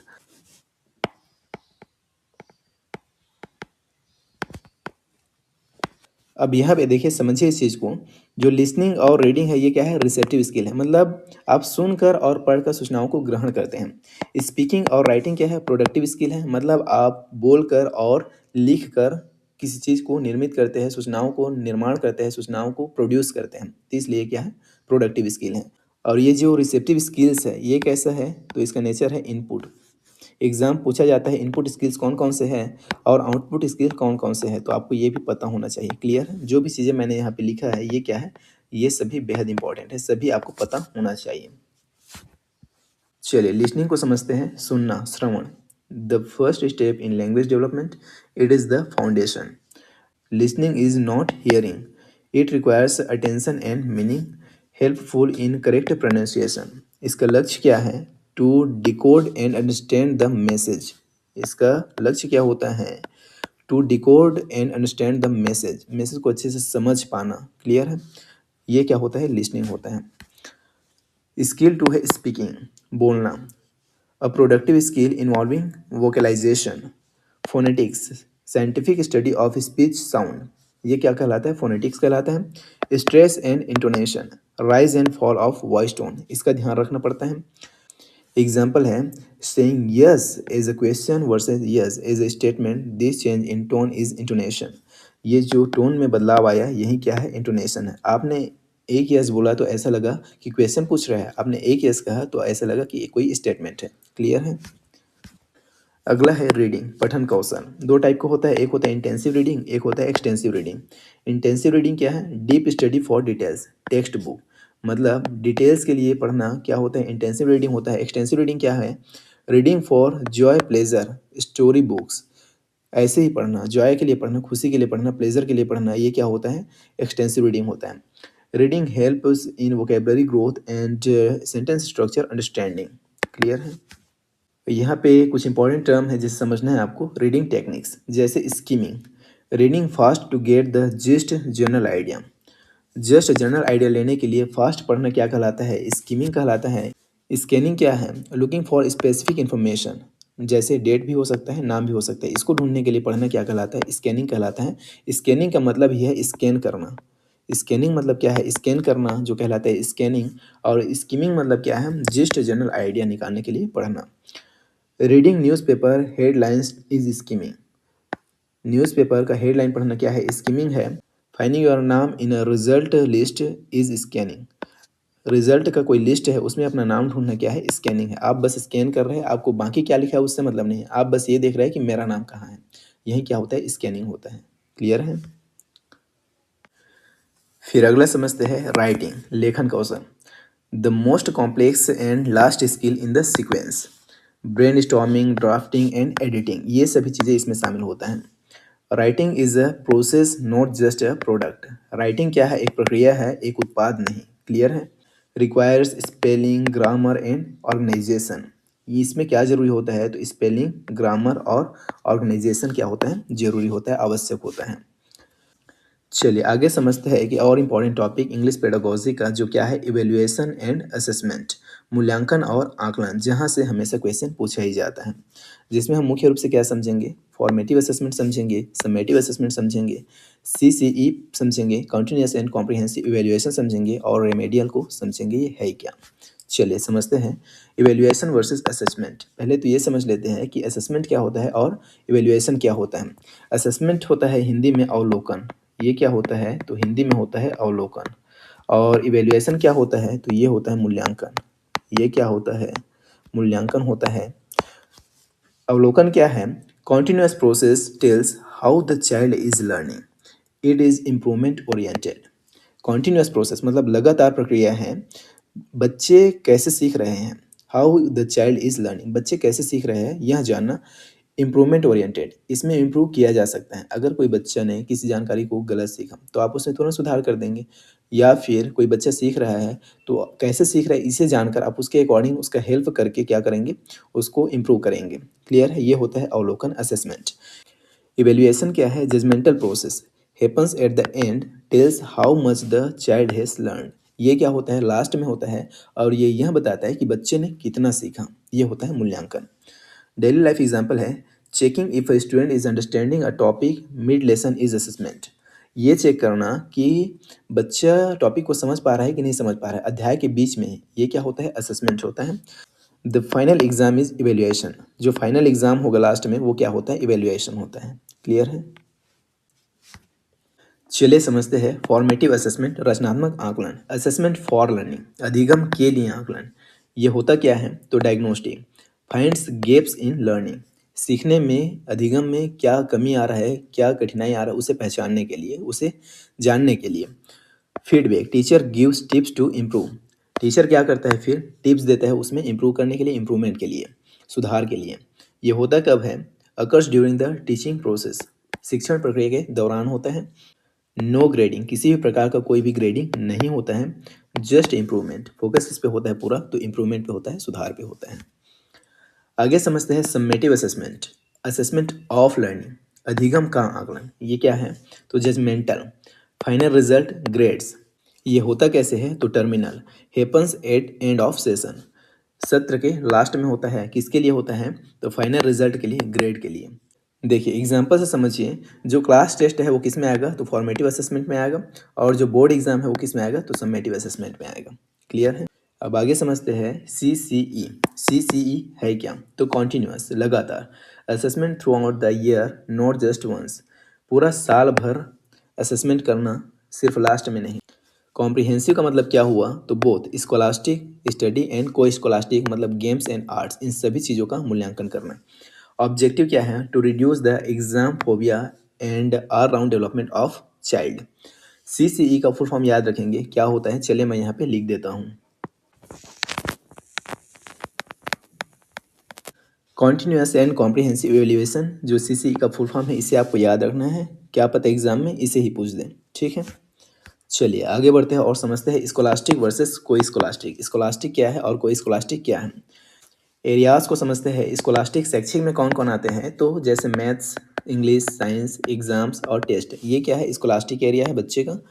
कोई स्कोलास्टिक सहशैक्षिक में क्या आएंगे, तो स्पोर्ट्स में कैसा है, म्यूजिक में कैसा है, एटीट्यूड कैसा है, सोशल स्किल्स कैसा है, एथिक्स कैसे हैं, ये क्या होते हैं सहशैक्षिक एरियाज होते हैं, कोई स्कोलास्टिक एरियाज होते हैं। की कॉन्सेप्ट है CCE treats a child as a human not just a marksheet. CCE क्या करता है, बच्चे को एक ह्यूमन जैसे ट्रीट करता है, ना कि मार्कशीट के जैसे। क्लियर है। रेमेडियल टीचिंग समझते हैं। डायग्नोसिस गैप ढूंढना, फिर रेमेडी इलाज करना।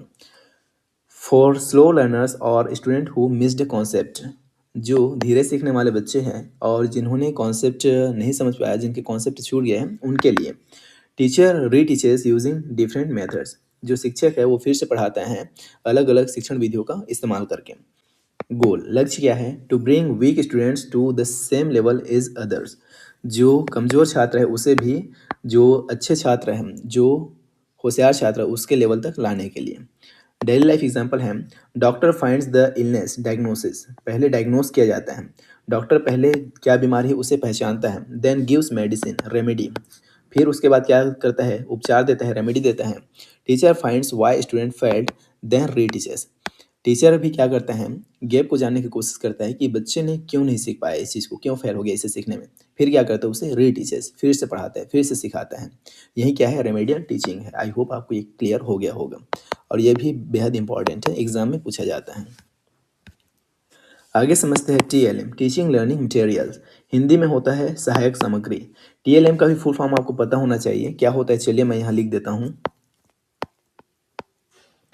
TLM का फुल फॉर्म होता है टीचिंग लर्निंग मटेरियल। ये पूछा गया क्वेश्चन है, आपसे भी पूछा जा सकता है।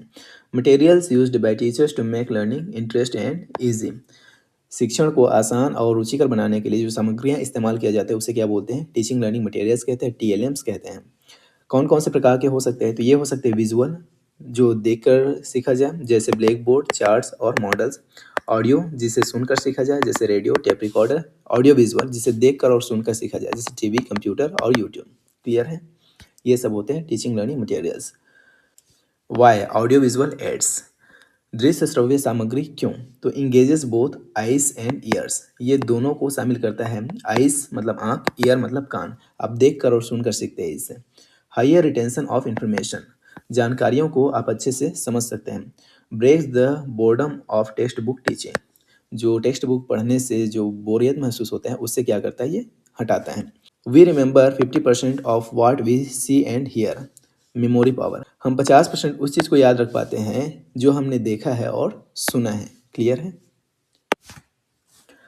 द टेक्स्ट बुक अ की tool, text book is the primary TLM but not the only one, याद रखेंगे, ये लाइन याद रखेंगे, कई बार पूछा जा चुका है।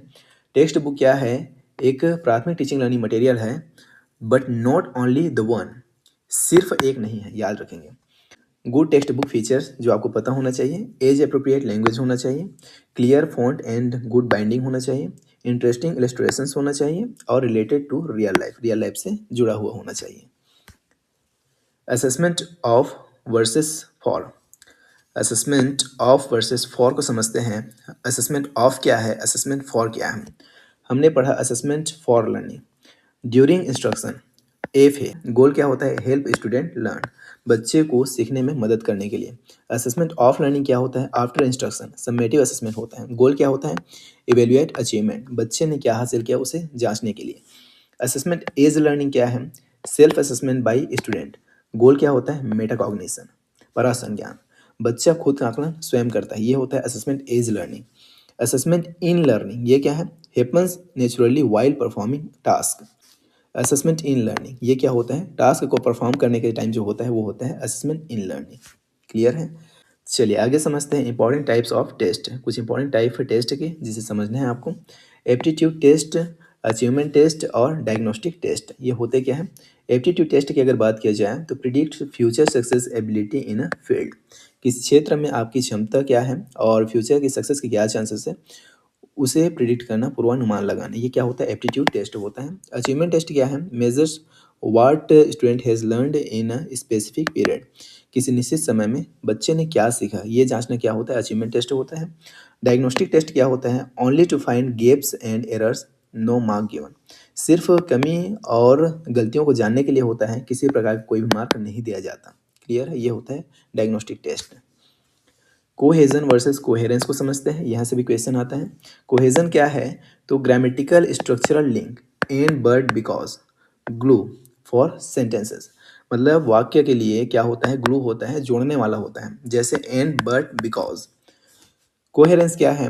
Logical connection of ideas, does it make sense overall, logical connection है किसका? आइडियाज का, क्या ये सेंस बनाता है पूरा मिलके, ये होता है कोहेरेंस। एग्जाम्पल है, a text have correct and but cohesion but talk about 10 random things that don't match, ये क्या होगा? कोहेरेंस होगा। क्लियर है? पेडागोजिक ग्लोसरी जो आपको पता होना चाहिए। इलेक्ट्रिक अप्रोच क्या है? Mixing best features from all methods, अच्छे अच्छे फीचर्स को सभी मेथड से क्या करना? मिक्स करना। इमर्शन क्या है? तो सराउंडेड बाय इंग्लिश एनवायरनमेंट 24/7, हमेशा इंग्लिश से क्या होना? घिरे रहना। फोनेटिक्स क्या है? Sound study. मॉर्फिम क्या है? स्मॉलेस्ट यूनिट ऑफ मीनिंग, जैसे अनहैप्पी में अन। क्लियर है? फिर इसको आप तोड़ेंगे तो उसका कोई मतलब बचेगा नहीं। तो स्मॉलेस्ट यूनिट ऑफ मीनिंग, अर्थ की सबसे छोटी इकाई क्या होता है? मॉर्फिम होता है। पेडागोजी ग्लोसरी, डिडक्टिव, थ्योरी से एग्जाम्पल में जाना, ये क्या होता है? डिडक्टिव होता है। इंडक्टिव क्या होता है? एग्जाम्पल से थ्योरी में जाना, ये क्या होता है? बेस्ट होता है किड्स के लिए, बच्चों के लिए। हॉलिस्टिक क्या है? ऑल राउंड, होल मतलब संपूर्ण। कॉग्निटिव क्या है? रिलेटेड टू ब्रेन माइंड, दिमाग से संबंधित, ये क्या होता है? कॉग्निटिव होता है। यहाँ समझते हैं टूल्स ऑफ इवेल्युएशन, मूल्यांकन के टूल्स। अनेक्डोटल रिकॉर्ड, पोर्टफोलियो, चेकलिस्ट और रेटिंग स्केल्स। अनेक्डोटल रिकॉर्ड की अगर बात की जाए तो ये क्या होता है? Short notes of child specific behaviour episodes, इसका ये शॉर्ट नोट होता है। पोर्टफोलियो क्या होता है? Collection of child's best work over time, एक समय के दौरान बच्चे द्वारा किए गए अच्छे अच्छे कार्यों का क्या होता है? कलेक्शन होता है। चेकलिस्ट क्या है? यस और no list of skill mastered, skills का क्या होता है? यस और नो चेकलिस्ट होता है। रेटिंग स्किल क्या है? Judging performance on a scale 1 to 5, जैसे आप होटल में खाना खाए, आप उसको रेट करते हैं 1 to 5 स्टार के बीच में, वैसे ही क्या होता है? ये रेटिंग स्केल होता है। आगे समझते हैं role of teacher according to NCF 2005, इसे आपको समझना है, यहाँ से क्वेश्चन तो पूछा ही जाता है। इसका मतलब क्या है? The teacher is not a commander, teacher क्या है? कमांडर नहीं है। बट अ फैसिलिटेटर, टीचर क्या है? तो फैसिलिटेटर है, सुविधादाता है। ये शब्द बहुत प्यारा है, याद रखेंगे। इसी शब्द को बार बार एग्जामिनर एग्जाम में पूछता है और आगे भी ये एग्जाम में पूछा जाएगा। गोल क्या होता है इसका? तो guide students to discover knowledge themselves, encourage questions, allow errors, promote peer learning, ये इसका मुख्य लक्ष्य होता है। क्लियर है? चलिए, अभी तक हमने जो भी पढ़ा उसका एक क्विक रिवीजन करते हैं और फिर आगे कुछ और इंपॉर्टेंट कॉन्सेप्ट को समझेंगे। अभी तक हमने 88 स्लाइड्स अच्छे से समझ लिए हैं, टोटल 122 स्लाइड हैं, तो इस हिसाब से कितना कुछ और स्लाइड बचे हैं उसे देखेंगे इस रिवीजन के बाद। जीटीएम ये क्या है? ओल्डेस्ट मेथड है, डिडक्टिव मेथड है और यूजेस L1 का इस्तेमाल इसमें होता है। डायरेक्ट मेथड क्या है? ये नेचुरल मेथड है और ओनली लैंग्वेज टू का इसमें इस्तेमाल होता है। सीएलटी हमने पढ़ा, ये क्या है? कम्युनिकेशन इज की, इसमें वार्तालाप ही क्या होता है? मुख्य होता है। डिसलेक्सिया हमने पढ़ा, जो क्या है? रीडिंग डिसऑर्डर है, पठन विकार है। डिस्ग्राफिया हमने पढ़ा, जो क्या है? राइटिंग डिसऑर्डर है, लेखन संबंधित विकार है। सीसीई हमने पढ़ा, ये क्या है? कॉम्प्रिहेंसिव इवेल्युएशन है। एफ है फॉर लर्निंग होता है, इंप्रूवमेंट के लिए होता है। ए से क्या है? ऑफ लर्निंग है, जो जजमेंट के लिए होता है। स्कीमिंग क्या है? जिस्ट। स्कैनिंग क्या है? डिटेल। LSRW क्या है? तो फाउंडेशन टू कॉम्प्लेक्स चलता है ये, और ये नेचुरल क्रम है किसका? तो भाषा को सीखने का। क्लियर है? चलिए आगे समझते हैं कुछ इंपॉर्टेंट पेडागोजिकल टर्म को, जहाँ से क्वेश्चन पूछे जाते हैं। Constructivism, learner create their on knowledge based on experience, अनुभव के आधार पर ज्ञान का निर्माण स्वयं जब बच्चा करता है तो वो क्या होता है? कंस्ट्रक्टिविज्म होता है, ज्ञान का निर्माण इसमें होता है। इलेक्ट्रिक अप्रोच क्या है? सर्वगाही दृष्टिकोण, choosing the best features from different teaching methods, अलग अलग शिक्षण विधियों में से जो सबसे अच्छा तरीका है उसे चुनना ही क्या है? इलेक्ट्रिक अप्रोच है। होलिस्टिक डेवलपमेंट, सर्वांगीण विकास, focusing on all aspect physical, mental and emotional, ये क्या होता है? होलिस्टिक डेवलपमेंट होता है। Active participation, engaging student physically and mentally in task, बच्चे को शारीरिक और मानसिक रूप से किसी टास्क में इंगेज करना ही क्या है, एक्टिव पार्टिसिपेशन है। जैसे यहाँ पे एग्जांपल है, instead of telling a child fire is hot, letting them feel the warmth from a distance is constructivism. बच्चे को ये कहने के बजाय, आग गर्म होता है कहने के बजाय, बच्चे को थोड़ा दूर खड़ा होकर खुद महसूस करने दो ना कि आग गर्म होता है, ये क्या है, कंस्ट्रक्टिविज्म है। Inductive versus deductive method. Inductive method क्या है, आगमन विधि क्या है, एग्जाम्पल टू रूल चलता है, इसमें पहले एग्जाम्पल बताया जाता है फिर रूल बताया जाता है। स्टूडेंट डिस्कवर्स द रूल, बच्चे खुद रूल तक पहुंचते हैं। Best for primary classes, primary के बच्चों के लिए ये क्या होता है, बेस्ट होता है। एग्जाम्पल है, so many apples then teach the word noun, बच्चों को बहुत सारे एप्पल दिखाओ उसके बाद बताओ कि ये क्या है, नाउन है। डिडक्टिव निगमन विधि क्या है, ये रूल टू एग्जाम्पल चलता है, याद रखेंगे। Teacher gives the rule first, पहले शिक्षक क्या करते हैं, रूल्स देता है। ट्रेडिशनल अप्रोच है, जैसे जीटीए में फॉलो होता है। और एग्जांपल है, write noun as a name then give example, पहले लिख दिया कि नाम क्या है, नाउन है, उसके बाद एग्जांपल देंगे, तो ये है डिडक्टिव मेथड। उसके बाद एसेंशियल पेडागोजिकल वोकैब समझते हैं, जो क्या है, जैसे वर्ड है इनेट, इनेट का मतलब क्या होता है, जन्मजात होता है। Related to Chomsky LED theory इसने दिया है, जिससे संबंधित है इनेट। एस्थेटिक क्या होता है, सौंदर्यात्मक होता है, appreciation of beauty in poetry. Cognitive क्या है, संज्ञानात्मक होता है, related to mental brain activity. Facilitator सुविधा दाता, the modern role of a teacher, किसके अकॉर्डिंग, तो एनसीएफ 2005 के अकॉर्डिंग, याद रखेंगे किसके अकॉर्डिंग, एनसीएफ 2005 के अकॉर्डिंग टीचर का रोल क्या है, तो फैसिलिटेटर का। आगे समझते हैं authentic material, real world text like newspaper और मेन्यूज यूज्ड फॉर टीचिंग, ये क्या होते हैं, ऑथेंटिक मटेरियल्स होते हैं। Elicitation techniques to get student to provide information, ये क्या होता है, एलिसिटेशन होता है। स्केप फोल्डिंग क्या है, support given to learner to complete a task, ये होता है स्केप फोल्डिंग। प्रोफिशिएंसी क्या है, हाई लेवल ऑफ स्किल और कॉम्पिटेंस इन अ लैंग्वेज, ये होता है प्रोफिशिएंसी। जैसे देखिए, using a real electricity bill to teach numbers and units is using an authentic material, ये क्या है, ऑथेंटिक मटेरियल को इस्तेमाल करना है। चलिए आगे समझते हैं how to solve passage, passages को आपको सॉल्व कैसे करना है, कुछ इंपॉर्टेंट चीज़ें जिसे आप याद रख लेते हैं, देन पैसेज को आप आसानी से सॉल्व कर पाएंगे। Comprehension means understanding, follow this steps. Comprehension का मतलब क्या होता है, अंडरस्टैंडिंग होता है, आपको इन स्टेप्स को फॉलो करना है। रीड क्वेश्चन फर्स्ट, पहले आपको क्वेश्चंस को पढ़ना है। स्कैन फॉर कीवर्ड, फिर आपको क्या करना है, कीवर्ड्स को आइडेंटिफाई करना है। रीड द पैसेज, उसके बाद आप पैसेज में उन कीवर्ड्स को ढूंढेंगे। एलिमिनेट रॉन्ग ऑप्शन, उसके बाद क्या करेंगे, एलिमिनेशन टेक्निक का इस्तेमाल करेंगे और जो रॉन्ग ऑप्शन है उसको आप एलिमिनेट करके हटा देंगे। Don't use your own knowledge, stick to the passage fact, passage ही क्या है, सब कुछ है वहाँ पे, आपको अपना ज्ञान वहाँ पे इंप्लीमेंट नहीं करना है, बाहरी ज्ञान पैसेज में काम नहीं आएगा। Look for synonyms and antonyms with in the context, संदर्भ में आपको एंटोनिम और सिनोनिम को ढूंढना है, संदर्भ को समझ के, क्लियर है। Skimming a restaurant menu to see if they have pizza before reading the whole prices and descriptions. Suppose आप किसी रेस्टोरेंट में जाते हैं और आपको पिज़्ज़ा खाना है, तो आप उसका पूरा मेनू कार्ड पढ़ने बैठेंगे क्या, जी नहीं। आप क्या ढूंढेंगे, पिज़्ज़ा है कि नहीं, आप सरसरी निगाह से देखेंगे पिज़्ज़ा कहाँ है, पिज़्ज़ा दिखा, रेट दिखा, ऑर्डर किया। तो इसी तरीके से एग्जैक्ट आपको क्या करना है, पैसेज को सॉल्व करना है। आई होप चीज़ें आपको क्लियरली समझ में आ गया होगा। चलिए यहाँ पे समझिए कि पैसेज क्वेश्चन पैटर्न, पैसेज के क्वेश्चन का पैटर्न क्या होता है, तो जनरली टाइटल बेस्ड होते हैं। Asking for the most suitable heading for the passage, ये पूछेगा, या फिर फैक्ट बेस्ड होंगे, directly found in the lines of the text, सीधा सीधा फैक्ट पूछा जाएगा। तो फैक्ट में क्या होगा, जनरली किसी का नाम होगा, या तो किसी का नाम होगा या कोई ईयर होगा, जिसे फाइंड करना बेहद आसान है। उसके बाद इन्फ्रेंस बेस्ड है, reading between the lines what is author stone, ये पूछेगा। अगला आता है फिर वोकेब बेस्ड, फाइंडिंग सिमिलर और अपोजिट मीनिंग ऑफ वर्ड्स, ये पूछेगा। इसे आप कॉन्टेक्स्ट में रख के संदर्भ को समझ के सॉल्व करेंगे तो बन जाएगा। अगला समझते हैं पार्ट्स ऑफ स्पीच नाउन, जो किससे संबंधित है, आपके पैसेज से संबंधित है। जनरली पैसेज में ऐसा क्वेश्चन पूछा जाता है। तो नाउन को समझेंगे पहले। नाम ऑफ पर्सन, प्लेस और थिंग, वो क्या होता है, नाउन होता है। टाइप्स क्या है इसका, प्रॉपर, कॉमन, कलेक्टिव, एब्स्ट्रैक्ट और material noun. Abstract noun happiness, bravery, can't see only feel, इसे आप देख नहीं सकते, सिर्फ महसूस कर सकते हैं। कलेक्टिव नाउन क्या है, टीम, फ्लॉक और जूरी, ये होते हैं collective noun. Example, Ram is proper, boy is common, honest is abstract, clear है। प्रोनाउन एंड वर्ब्स, प्रोनाउन क्या है, used in place of noun, जो नाउन की जगह पे इस्तेमाल होते हैं वहीं क्या होते हैं, प्रोनाउंस होते हैं, जैसे आई, यू, ही, सी, दे, अस।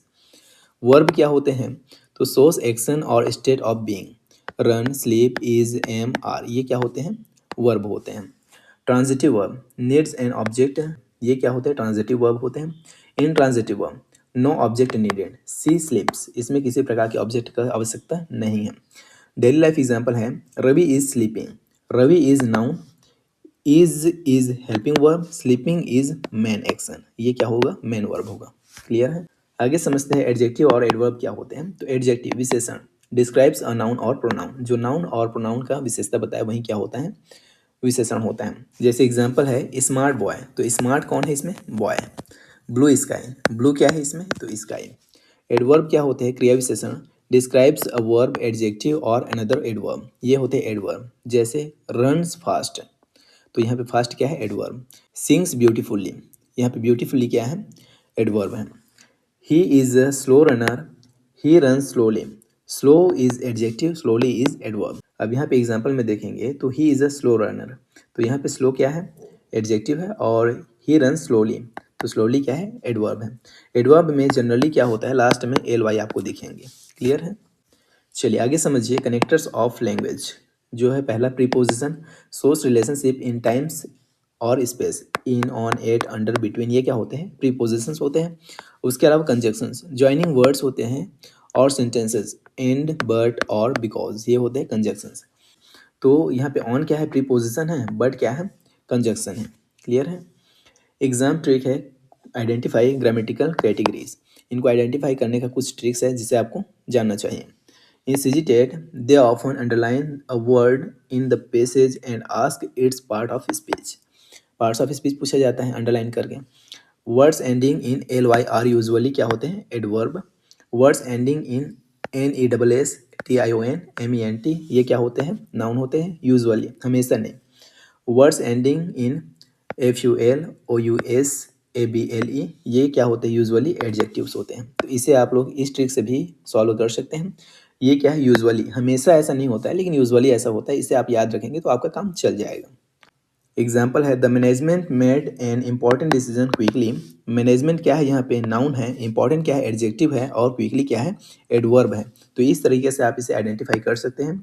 इस ट्रिक से आप अपना काम चला सकते हैं। आपको कोई ज्ञानी लेखक साहित्यकार तो बनना नहीं, आपको एग्जाम निकालना है, तो ये ट्रिक आप याद रख सकते हैं। आगे समझते हैं पोइट्री कॉम्प्रीहेंशन। पोइट्री को आप कैसे सॉल्व करेंगे?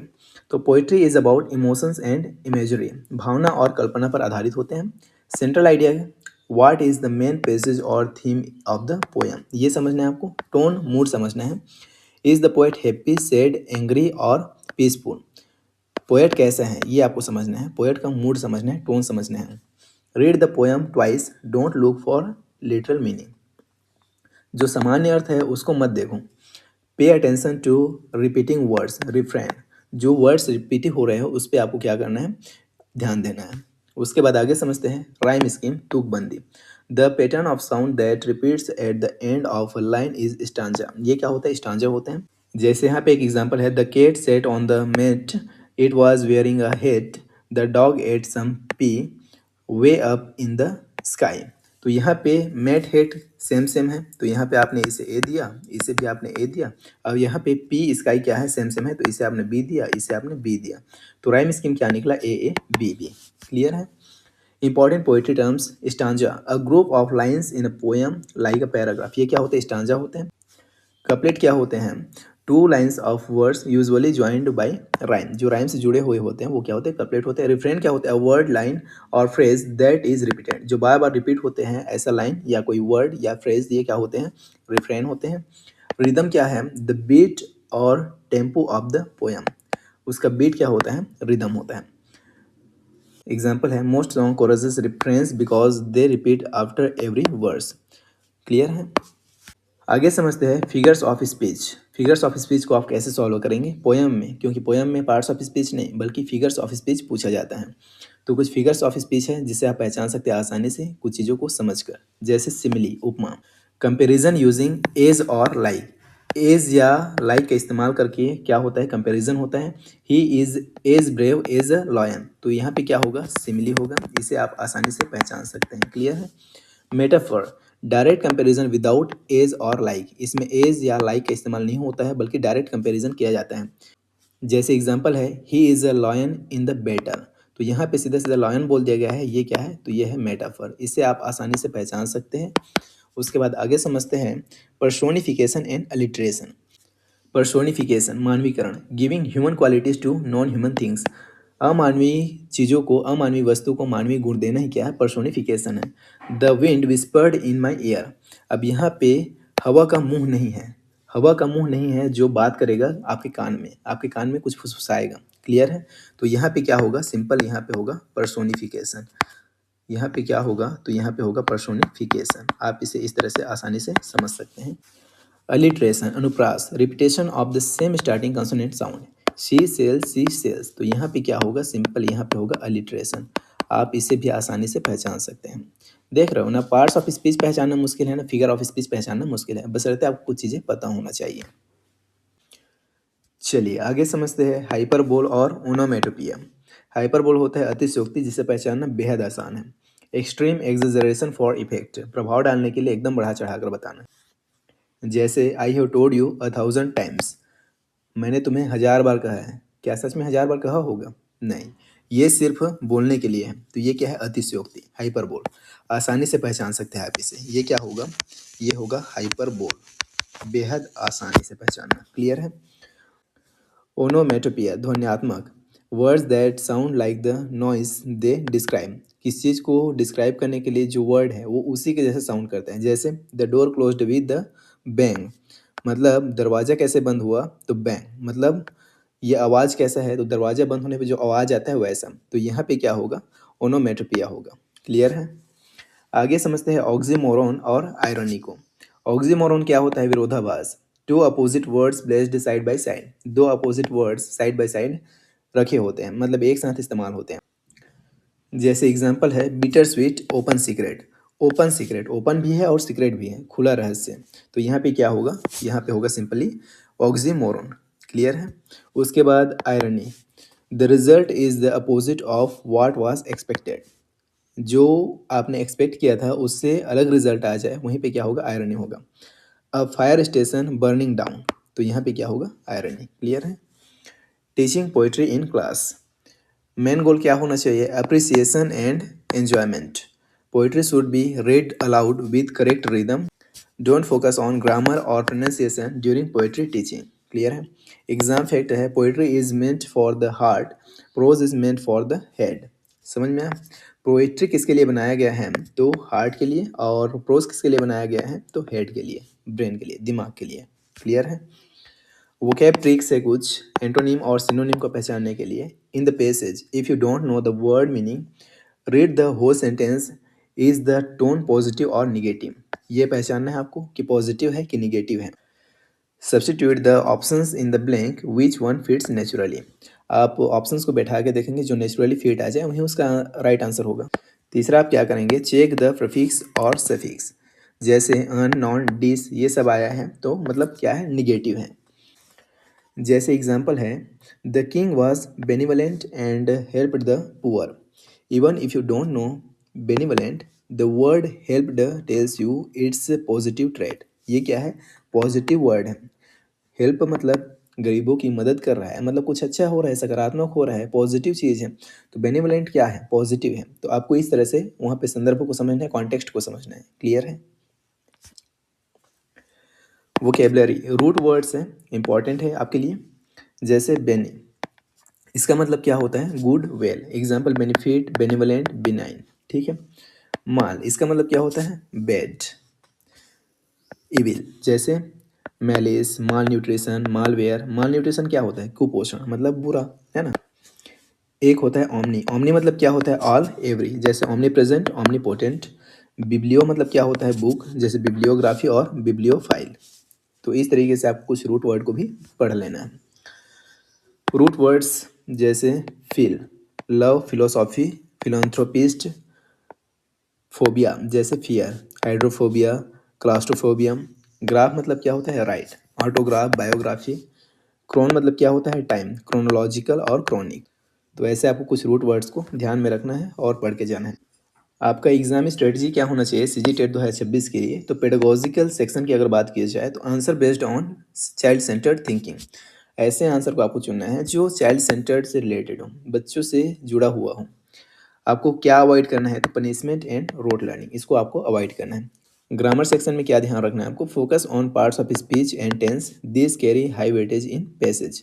पैसेजेस में जनरली क्या पूछा जाता है, पार्ट्स ऑफ स्पीच और टेंस वगैरह ही पूछे जाते हैं, तो इस पर आपको ध्यान देना है। की एडवाइस आपके लिए, don't spend more than 10 minutes on one long passage, scan first. आपको 10 मिनट से ज़्यादा समय व्यर्थ नहीं करना है, किसमें समय वेस्ट नहीं करना है, किसमें, पैसेज में। क्लियर है। Common error rules, subject verb agreement, singular subject singular verb, he goes not he go. Clear है। Articles, a an for general, the for specific, double negative, I don't know nothing is wrong, I don't know anything is right. ऐसी चीज़ों को आपको ध्यान देना है। The teachers role summary है। देखिए, टीचर्स रोल क्या होना चाहिए, फैसिलिटेटर, हेल्प्स एंड गाइड। डायग्नोस्टिशियन मतलब फाइंड्स स्टूडेंट प्रॉब्लम, बच्चों को क्या प्रॉब्लम हो रहा है ये जानने वाला।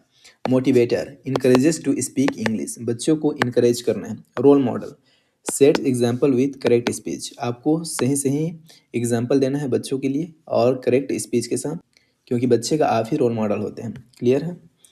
LED and Chomsky, quick recall जो हमने पढ़ा। एलईडी क्या है, लैंग्वेज एक्विजिशन डिवाइस, आपको इसका फुल फॉर्म भी याद रखना है। Children don't need grammar rules in early childhood, बच्चों को ग्रामर वगैरह का जरूरत नहीं रहता। दे पिकअप लैंग्वेज, वो क्या करते हैं, पिकअप लैंग्वेज मतलब लैंग्वेज को उठा लेते हैं, एक प्रकार से सीख लेते हैं, ग्रास्प कर लेते हैं, एक्वायर कर लेते हैं। LED transforms input what they hear into grammar rules naturally, बच्चे ने क्या सुना उसको ग्रामर में ट्रांसफॉर्म कौन कर देता है, तो एलईडी कर देता है। किसके अकॉर्डिंग, तो नॉम चॉम्स्की के अकॉर्डिंग। चॉम्स्की का मानना था कि बच्चों में भाषा सीखने की जन्मजात क्षमता होती है। इसे आप लोग याद रखेंगे, बेहद इंपॉर्टेंट पॉइंट है। ये स्टेटमेंट दे देगा और ऐसा मानना किसका था पूछा जाए तो आपको बताना है नॉम चॉम्स्की का। जिन्होंने कॉन्सेप्ट किसका दिया, तो एलएडी का, लैंग्वेज एक्विजिशन डिवाइस का, जो 5 साल की उम्र तक ज़्यादा एक्टिव रहता है। क्लियर है। ये सभी चीज़ें आपको पता होना चाहिए। साथ ही साथ एलएडी का full form, language acquisition device.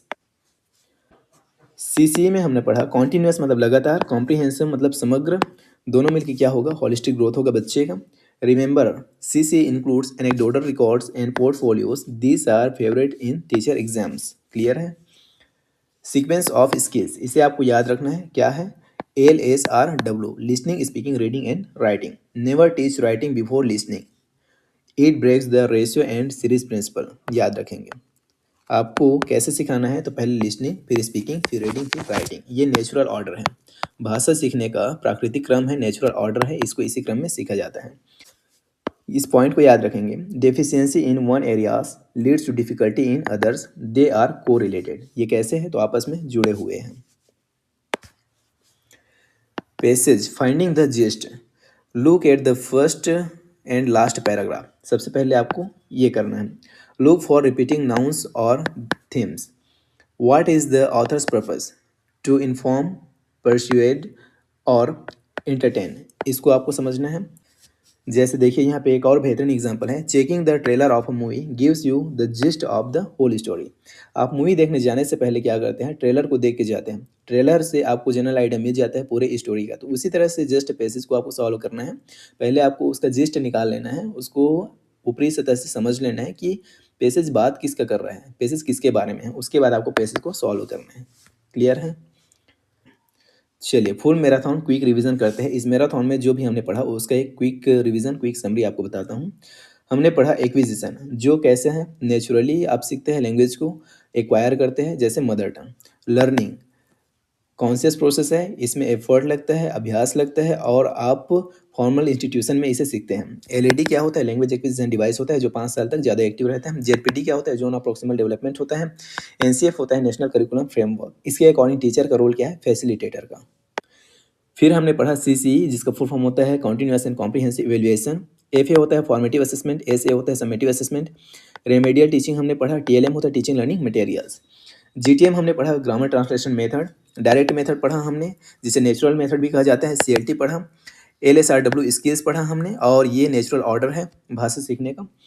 Parts of speech हमने समझा, पोएट्री में समझा हमने फिगर ऑफ स्पीच। तो इस तरह से ये कंप्लीट मैराथन अगर आपने देखा तो डेफिनेटली आप सीटेट एग्जाम में इंग्लिश में एक बेहतरीन स्कोर करेंगे। ये आपके लिए रामबाण साबित होगा। Success in CGTET pedagogy knowledge plus reading practice, इससे आपको सफलता मिलेगा। अगर बात की जाए सीजी टेट एग्ज़ाम का, तो इंग्लिश में 27 प्लस स्कोर कर सकते हैं आप इस सिंगल मैराथन को देख के, बशर्ते आपने सभी चीज़ों को अच्छे से समझा है और मैराथन को पूरा शुरू से लेकर लास्ट तक यहाँ तक देखा है अच्छे से। एक बार और देख लीजिएगा, अच्छे से समझिएगा सभी कॉन्सेप्ट को, और उसके बाद हम इंग्लिश एमसीक्यू क्वेश्चन का एक मैराथन लाएंगे, उसे देख लीजिएगा। देन डेफिनेटली आप बेहतर स्कोर करेंगे इंग्लिश में। आगे मैराथन कंप्लीट हो गया। C TET 2026 mission English pedagogy, ये था हमारा इंग्लिश मैराथन करने का। You are now ready to tackle all 30 marks of English pedagogy. Best of luck for your exam. उसके बाद ये इन्फॉर्मेशन मैंने पहले ही आपको बता दिया है। नोट्स से रिलेटेड जो भी इंटरेस्टेड है, दिए गए व्हाट्सएप नंबर पे मैसेज करके आप इस नोट्स को परचेस कर सकते हैं। इसमें आपको कंप्लीट थ्योरी मिलेगा इंग्लिश का, पीवाईक्यूज मिलेगा, सीजी टेट और टीचर रिक्रूटमेंट एग्जाम का, साथ ही साथ टॉप 500 एमसीक्यू का प्रैक्टिस सेट मिलेगा। तो इस तरह से ये मैराथन वीडियो कंप्लीट हो जाता है और आगे हम आपसे मिलते हैं किसमें, अगले मैराथन में। तब तक के लिए टेक केयर एंड बाय। और वीडियो पसंद आए तो लाइक ज़रूर कीजिएगा और आगे आने वाले क्लासेस को देखने के लिए चैनल को सब्सक्राइब करके रखेंगे। और ये जो क्लास नोट है, जो पीडीएफ है, आपको टेलीग्राम में मिल जाएगा। टेलीग्राम का नाम और यूट्यूब चैनल का नाम सेम है। टेलीग्राम में आप सर्च करेंगे टीचर 3.0 तो आपको टेलीग्राम का चैनल मिल जाएगा, टीचर 3.0। आप इसे ज्वाइन कर लीजिए। यहाँ पे ये पीडीएफ आपको शेयर कर दिया जाएगा जो आपके रिवीजन में हेल्पफुल होगा। बाकी चैनल को सब्सक्राइब करके रखिए आगे आने वाले मैराथन्स को देखने के लिए। हम आपसे मिलते हैं नेक्स्ट वीडियो में। Till then take care and bye.